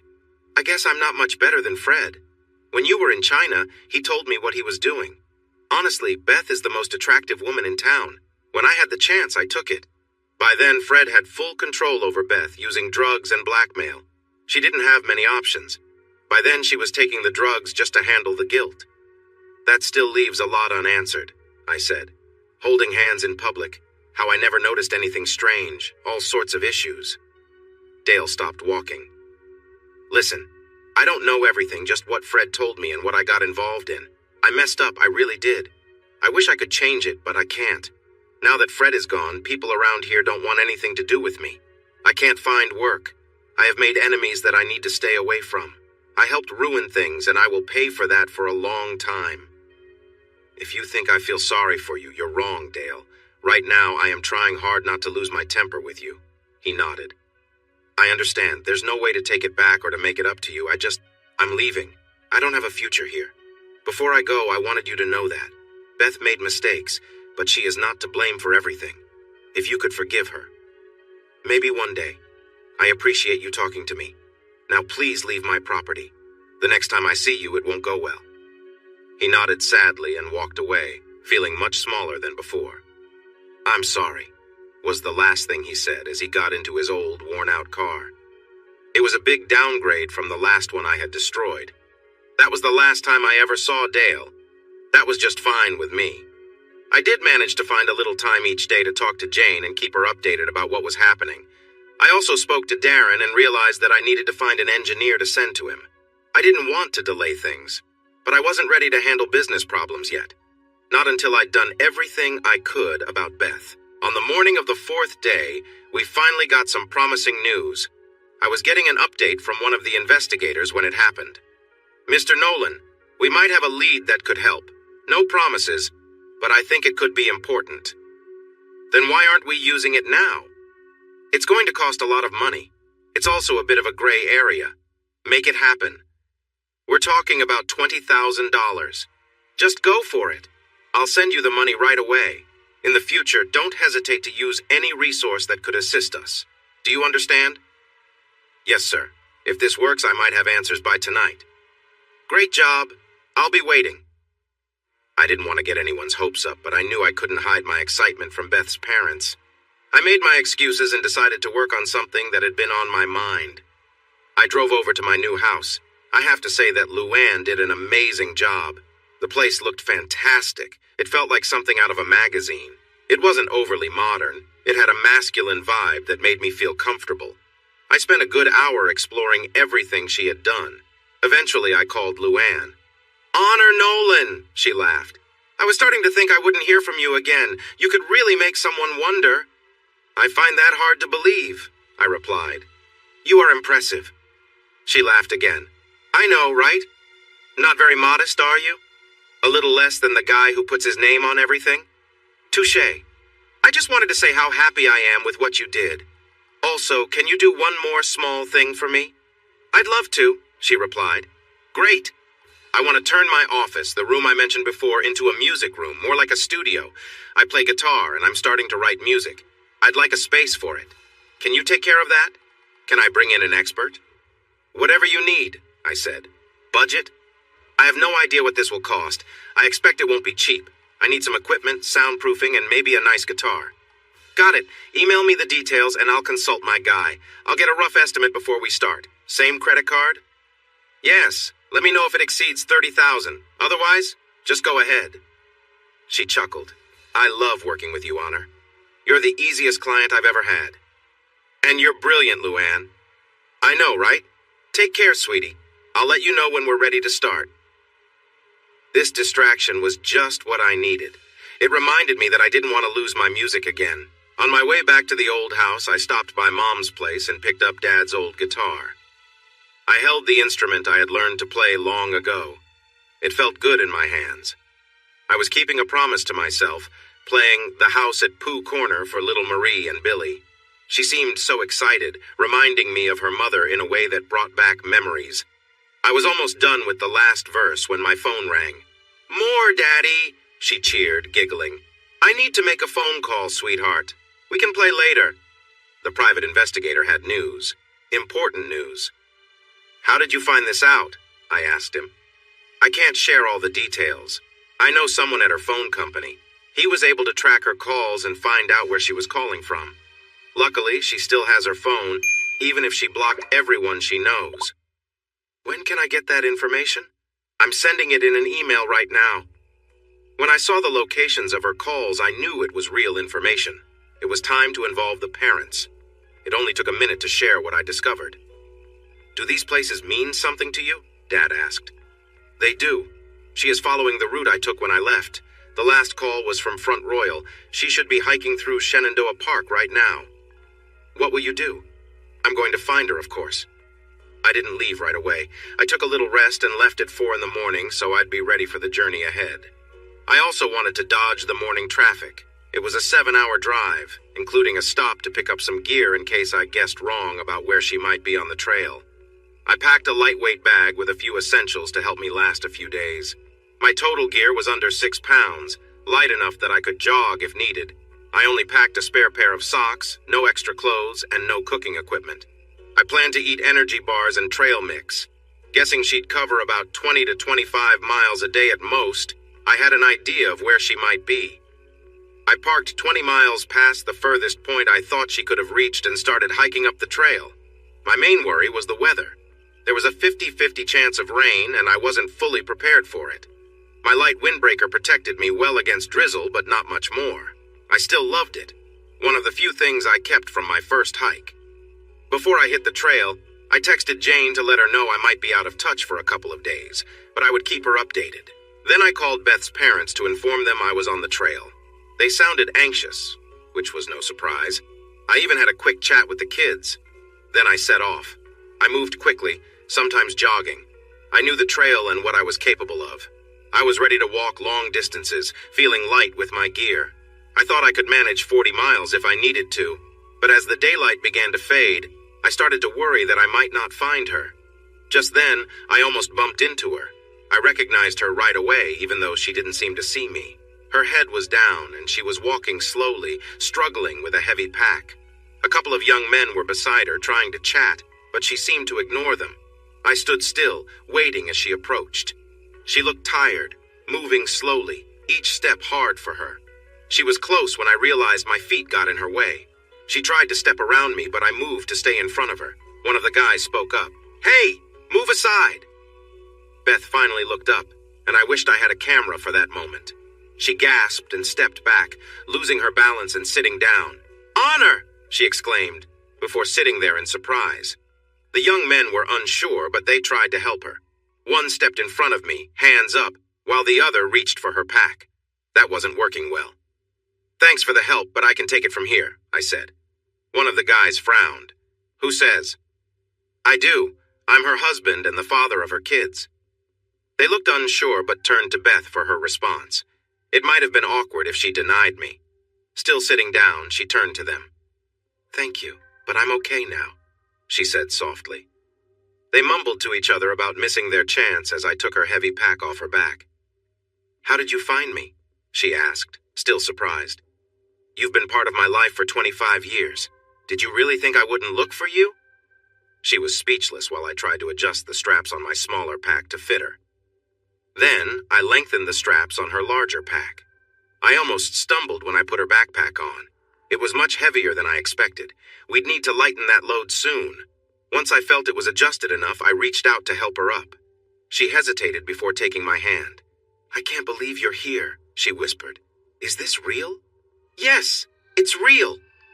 I brushed off her seat and helped her with the pack I had. Her face brightened. "This one is so light." It felt nice to be close to her again as I adjusted the straps on her pack. "Let's go, Beth. We need to find a place to camp. We have a long walk ahead of us tomorrow." It took us about 15 minutes to find a good spot. We hiked quietly even when Beth walked next to me and took my hand. It wasn't the best idea since we both had hiking poles, but I didn't mind too much. I didn't want her to wander off. "Just relax," I told her. "Let me set up our camp for the night. If you want to talk, we can. But we can wait until tomorrow." She nodded and sat on a log, watching me. I need to call your parents. They are really worried. Do you want to speak with them? She shook her head. Her mother picked up the phone. Honor, where are you? Have you found her? I'm on the trail with Beth. We are setting up camp for the night. We probably need about a day and a half to get back to the truck, then a bit longer from there. How is she? Is she okay? Did she say anything? Her father asked, and I noticed they were on speaker. She's fine, but tired. The hike is tough, especially at the start with all the uphill. We haven't had a chance to talk yet. My phone battery is low and I can't charge it, so I probably won't call again until we're back at the truck. Just know she is safe and with me. Can we talk to her? I looked over at Beth, who was watching me closely. She shook her head. She's not ready yet. Let's wait until we're off the trail, okay? Her mother's voice was shaky. Tell her we love her. Please come home soon. I will tell her, Mrs. D. You can trust that I'll bring her back safe. Promise me, Honor. Promise, Mrs. D said. I promise. Good. Now hurry back. We love you both. We love you too. Beth had been quiet during the call and just watched as I ended the conversation and got to work in the dim light. I started looking through her backpack, wondering who suggested she pack so much. She had so many things that it was overwhelming. I began sorting through her stuff, setting aside what we didn't need. Her sleeping pad was big and inflatable, probably weighing 3 or 4 pounds. Her sleeping bag was large too, another 5 pounds. She had a dome tent with poles that seemed heavy as well. All of her main items must have weighed around 20 pounds. I figured she must have picked them from a store like Walmart or Target. In my opinion, we wouldn't be taking most of that with us tomorrow. I thought we might keep the sleeping bag since we didn't have many options. After sorting through her gear, I had a small pile of useful items and a large pile of things to leave behind. I hoped she would say something, but she stayed quiet. I set up my bug shelter and put a tarp overhead since it looked like it might rain. Then I placed both of our sleeping pads inside, along with our sleeping bags.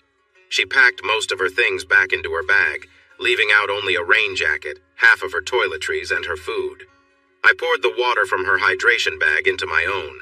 Her small cooking set and propane stove would be used one last time. We might as well enjoy a good meal since she had brought 15 pounds of food.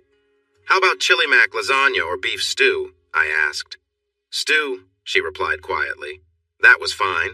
I actually liked the chili mac. It was tasty for freeze-dried food. I got the water boiling and prepared the bags. A few minutes later, we sat eating side by side. You hiked this whole trail? She asked suddenly. I don't think I could manage another day.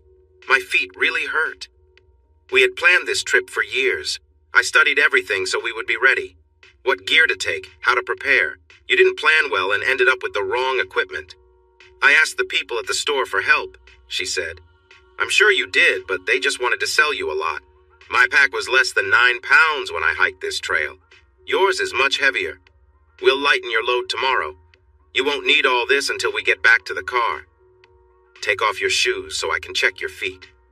She set her food aside and loosened her boots. I knelt to check her feet and found the cotton socks she wore. Not the best choice. The blisters were not terrible, thankfully. I opened the first aid kit someone had recommended to her.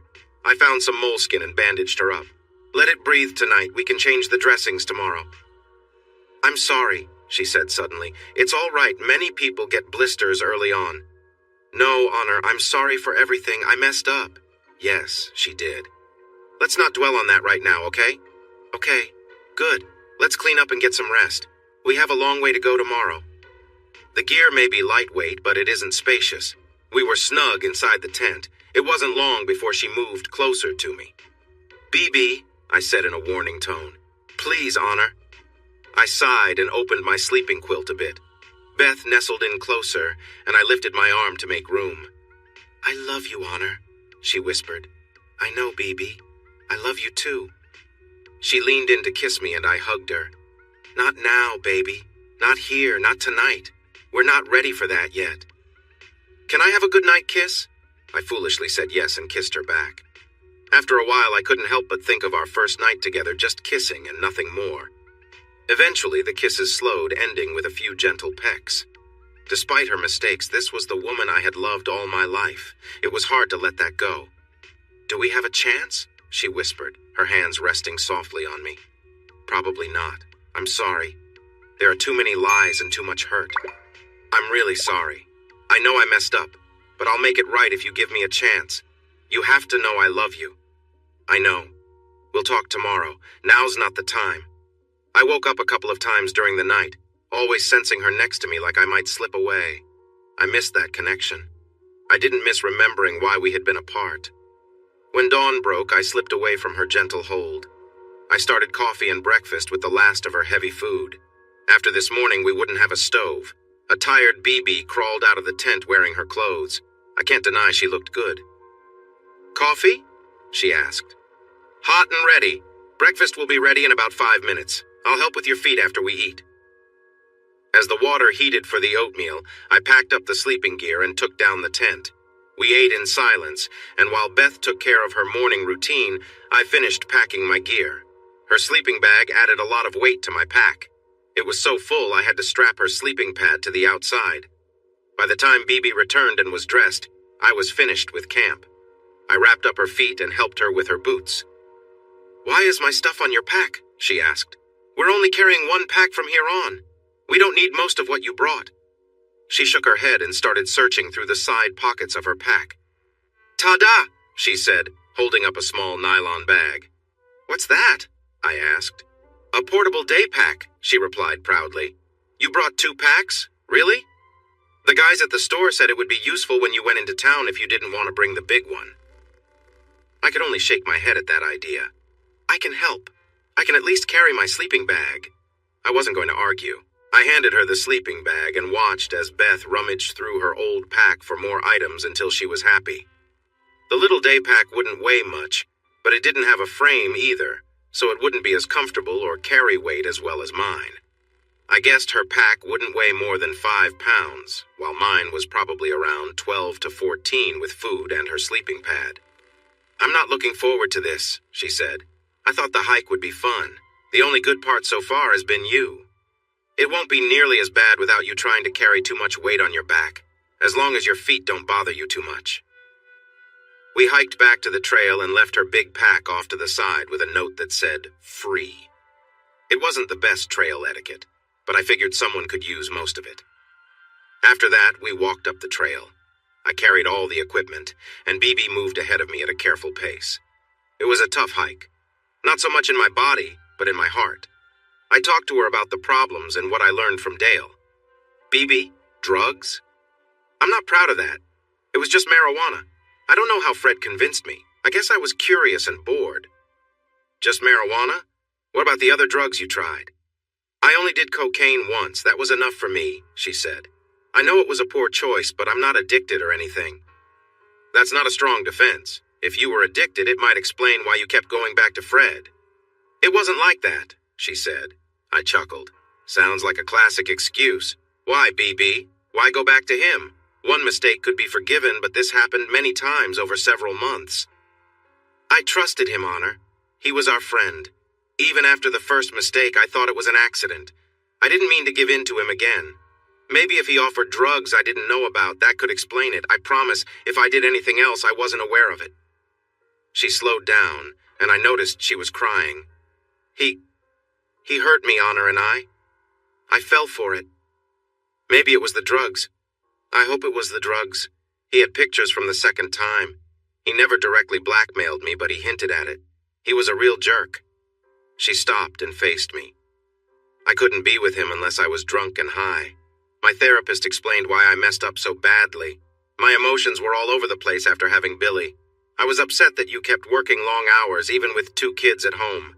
I had never been with anyone but you. I felt unappreciated and frustrated that I was not using my education, and I was angry that your work seemed more important than family. Wow, BB. I know, Honor. I get it. It's just a lot to deal with. There's no excuse for my actions. No reason for letting myself be taken advantage of the first time or for going back a second time. And definitely not for believing his lies when you went to China. She turned and started walking faster. I had to hurry to keep up with her. I'm such a fool, she snapped. Inviting him over to end things was so stupid. She was stomping like she wanted to make a mark on the ground. I knew what would probably happen. I'm such an idiot. I wanted to escape. Even after the best birthday ever, I just wanted to escape. One last time, I told myself. I waited to see if she would say more, but she just walked along quietly.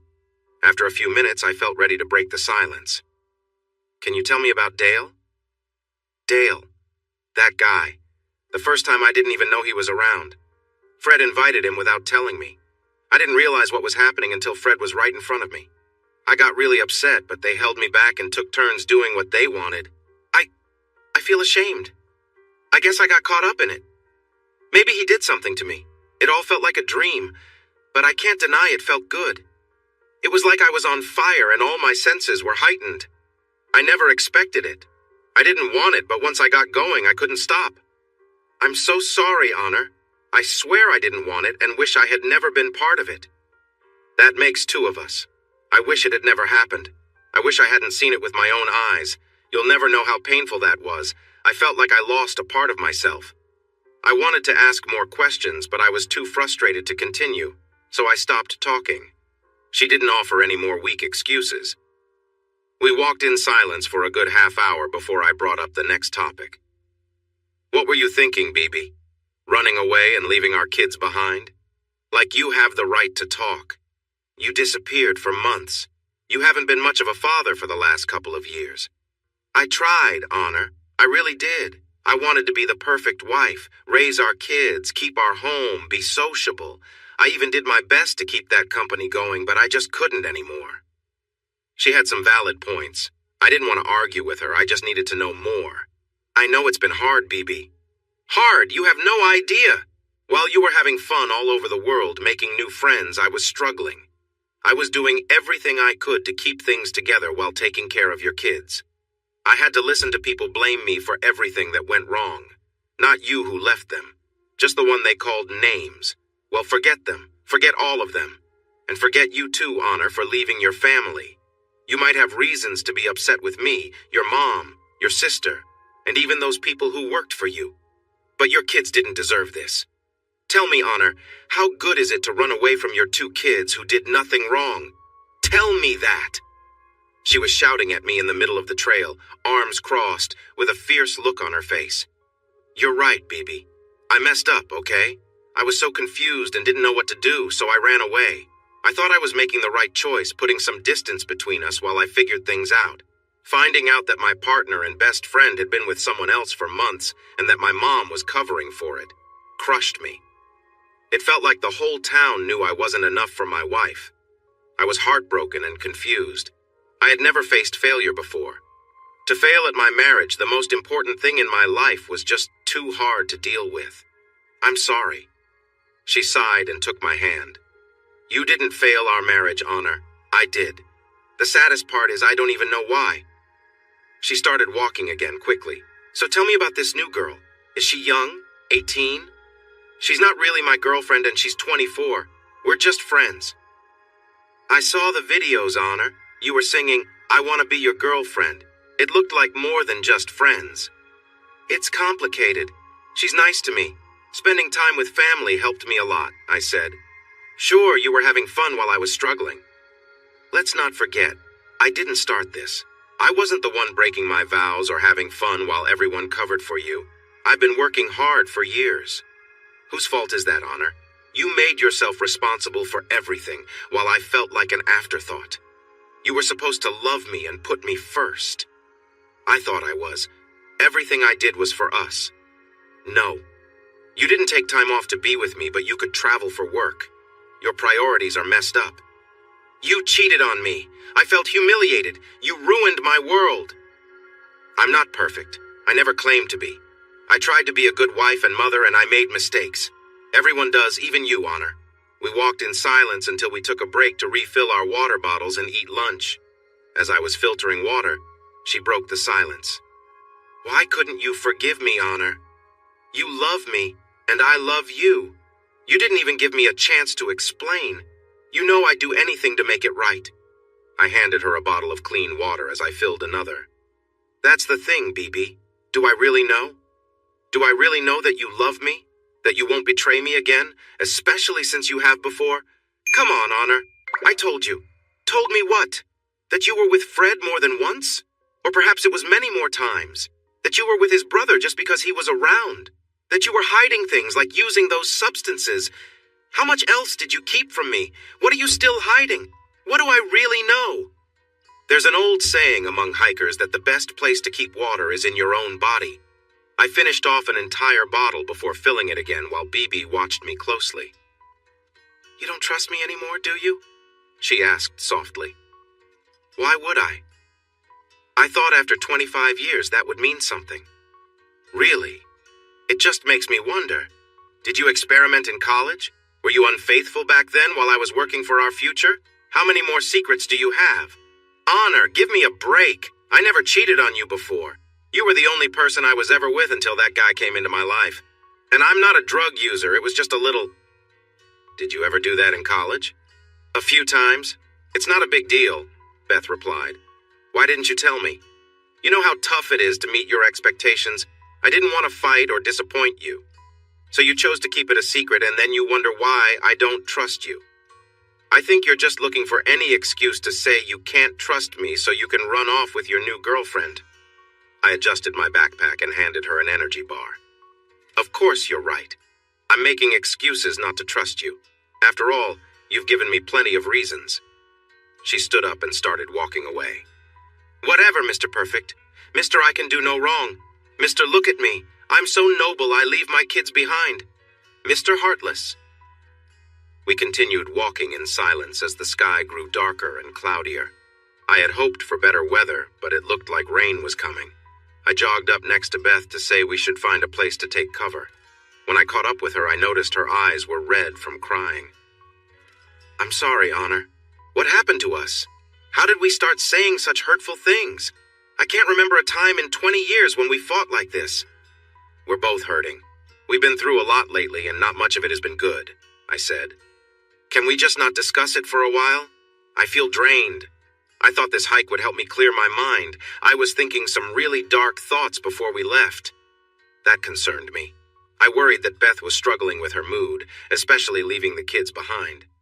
Okay, let's put our problems aside for now and enjoy the scenery while we can. We might not have much time before the rain hits. She laughed lightly. Typical, right? Nothing ever goes smoothly. The wind was picking up, signaling that a storm was coming. The sky looked dark, and I could hear thunder rumbling in the distance. I had hoped we could walk longer, but it was not even 4 o'clock yet, and we would have to stop soon. The good news was that we had probably walked close to 20 miles already. Keep an eye out for a good spot to camp, I suggested. After a few more minutes, we spotted what looked like a well-used campsite a short distance from the main trail. What do you think? I asked, pointing to it. Lead the way, she said, sounding a bit tired. Now was not the right time to correct her saying. We walked through some light bushes until we found a cleared area. It looked safe with no low branches overhead, and the ground was slightly raised, so I thought we would be okay if it rained hard. I quickly set up the bug tent and tarp, while Beth inflated the air mattresses. I checked the lines of the tarp and found some sticks to help keep the stakes steady in case things got rough. The sky turned almost black, and the thunder sounded closer after each flash of lightning. Luckily, we finished setting up just in time. You're really good at this, Beth said. It takes me forever to set up camp. Sometimes it frustrates me how easy it is for you. I guess that's fair, I replied. I could get jealous of how easily you make friends. Everyone always liked you. I had to work hard for the few friends I found. Beth laughed, but it wasn't a happy sound. You have no idea. When you upset the town hero, you realize how many friends you actually have. It's just me now. Not one person talks to me anymore. She was organizing the sleeping gear inside the tent, her back to me. It's rough when your own dad wants nothing to do with you. I could smell rain in the air and felt the first drops fall. I knew it would turn into a heavy downpour soon. Take off your boots. Let's get everything inside and look at your feet, I said. She turned to block the entrance while she took off her boots. I knelt down to help her just as the rain started to come down harder. A flash of lightning lit up the sky, followed closely by a loud crash of thunder. Beth jumped at the sound. She always disliked thunderstorms. We managed to get her boots off, and I took off my shoes. Just as I got inside the tent, the rain picked up more forcefully. With all our gear inside, it became quite cramped. I checked her feet, and the moleskin had kept the blisters from getting worse. That was a relief. I took off the bandages. Let's let these air out until tomorrow morning. I think we only have to walk part of the day to reach the truck. The rain started pouring, making it hard to hear each other. The good thing was that the storm wasn't too cold. It had been a warm day and the temperature had dropped a little, but it was still comfortable. As I looked outside at the rain, Beth caught my attention with her movements. I turned to see her changing into her underclothes. "What are you doing?" "I feel really dirty and so do you," she said. "Why didn't you tell me that hiking could be this messy? It just didn't come to mind." Beth searched through her small backpack and found some wet wipes. She began cleaning herself up. Looking at me with a playful grin, she said, "You should clean up too if you want to stay in this tent tonight." I thought about reminding her that it was my tent and I had good reasons to ask her to leave. But we were trying to get along, and I didn't want to start another argument. Once I changed into my shorts, I had to admit it felt nice to have the cool air touching my skin. The wet wipes helped us feel fresher. "Can you help me with my back?" she asked. I turned to see she had removed her top and was sitting there in her underwear, waiting patiently. It was hard not to feel a rush of memories. She had been very special to me, and she still looked beautiful. Wiping her down reminded me of happier times. It had been months since I had been close with anyone, and this situation was not helping. After I finished, she turned around. "Now it's your turn," she said. I turned my back to her with the rain pouring down and thunder rumbling. I felt her warmth on my shoulder. "Don't, please," she sighed softly. "I'm sorry, I didn't mean to. I've missed you so much, especially at night. Haven't you missed me too?" "Of course I have. You can't just forget all those years we had together." "Let's get under the blanket," she suggested. Only then did I see that she had opened our sleeping bags. Hers was on the bottom, and mine was on top. It was a smart idea. Her bag was thicker and would keep us warmer. Mine was lighter and would help keep the heat in from above. She was already under the blanket when I joined her. Soon after, she moved closer to me. "Can you hold me? I'm scared." I understood. She had never liked storms and was always afraid of lightning. The storm outside was intense, with the wind shaking the tarp and the rain pouring down heavily. Once I stood up, she handed me a meal bar and a Snickers. I have to give her credit for bringing those. "We can have breakfast while we walk," she said, and took off ahead of me. I quickly caught up. The path was wide enough so we could walk next to each other. "Are you okay?" I asked, noticing the changes in her. "I'm as good as I can be from now on," she replied. "Don't lag behind. I miss my kids." We had been walking for just a few minutes, still warming up, when she started to talk. I knew it all along. I tried to convince myself that everything would be fine, but deep down, I knew. Once I was with Fred the second time, it was over. You wouldn't take me back. You see things in black and white. You're all about right and wrong. I think that's why I didn't stop myself. I felt guilty, but I knew I had messed up. I chose wrong. I gave you up because of my own mistakes. I thought about letting her share her feelings, but I wanted to say my part too. "I'm not sure that's right, BB. I think we could have worked things out if it was just us. If you had only messed up that one time. But when you included my family, when everyone in town saw what happened, and when you made the same mistakes again while I was away, it became too much. Maybe. Who knows? Maybe you would have taken me back, but things would never be the same, right?" she asked. "No, probably not," I admitted. Our hike that morning was mostly quiet during the tough parts, with short talks in between. It was a lot better without anger. There was one last thing that bothered me, and I knew I wouldn't feel complete until I asked about it. "Tell me about Fred," I said. "That guy? He's gone. Left 2 days after you did. He abandoned his family and just disappeared. The last time I saw him, I had to fire him for lying at work. I knew he wasn't working full-time. I don't think he even worked 20 hours a week." She laughed, and it struck me as odd. "Fred argued until I had to stand my ground. He got angry, and I had to take action and call security. The next day, some guys from work found him alone and gave him a lesson. They promised they would do it every day he stayed in town." "Do you know where he went?" I asked. "Not at all. I don't want to know. That guy messed up my life. I know it's not all his fault, but if it weren't for him, I wouldn't have strayed." You really have to be careful with friends, Honor. After a long silence, Beth spoke up again. How long are you back for? Have you thought about your old business? I'm not sure. I have some ideas, but they don't involve Honor Energy. I'm done with that. I'm thinking about starting a new business, but I will be more careful about who I hire. I'm done with them too. I tried hard, but no one valued my efforts. I could hear the whispers behind me. I won't try anymore, so I guess that's it for them. She slowed down until I caught up, and we walked side by side as the path opened up. Will I see you at all? You're the mother of my kids. As long as I'm around, I'll be close. I think we'll see a lot of each other, I said. But you won't be living with us anymore. No, I have my own place now, she sighed. Sometimes I wonder if it would be easier if you just left for good. Then I could move on and leave my mistakes behind. They're my kids too. I know, Honor. I'm glad you're remembering that. I won't keep you away from them. My home will always be open to you. It was interesting to hear her talk like this. It's her home now, not ours. I think we both understood the new way things had to be. We reached the parking area where the trail met the lot. I walked out from under the trees. Beth stood by the edge of the pavement. I'm parked right over there, I said. This is it, isn't it? Once I get into that truck, it's really over. The trail was a nice dream. Then it's back to my hard life. It will get better.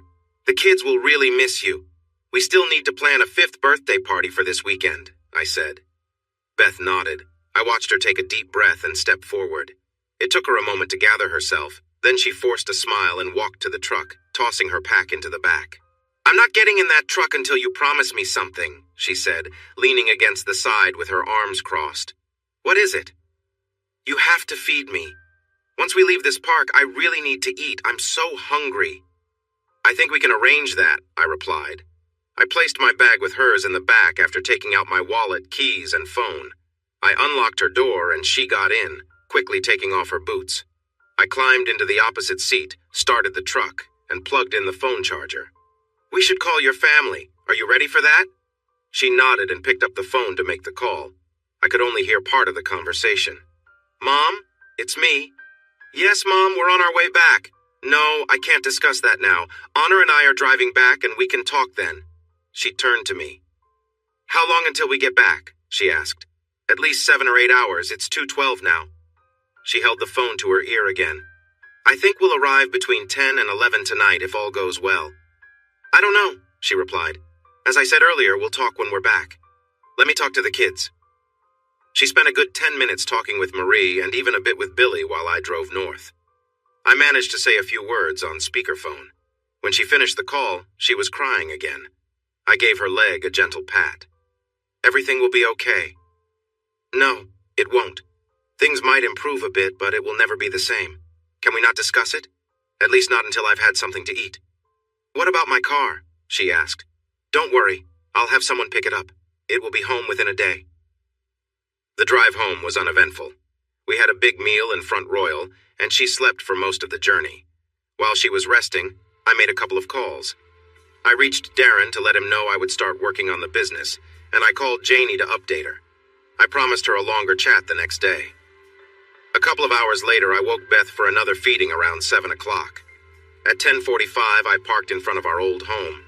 As expected, there was a warm and emotional welcome and some tough conversations. The kids stirred awake, and we spent a few minutes with them before settling them back to sleep. It was after midnight when I drove away to stay at my place in town, alone. Before I left, Beth gave me a hug. Good night, Arnold.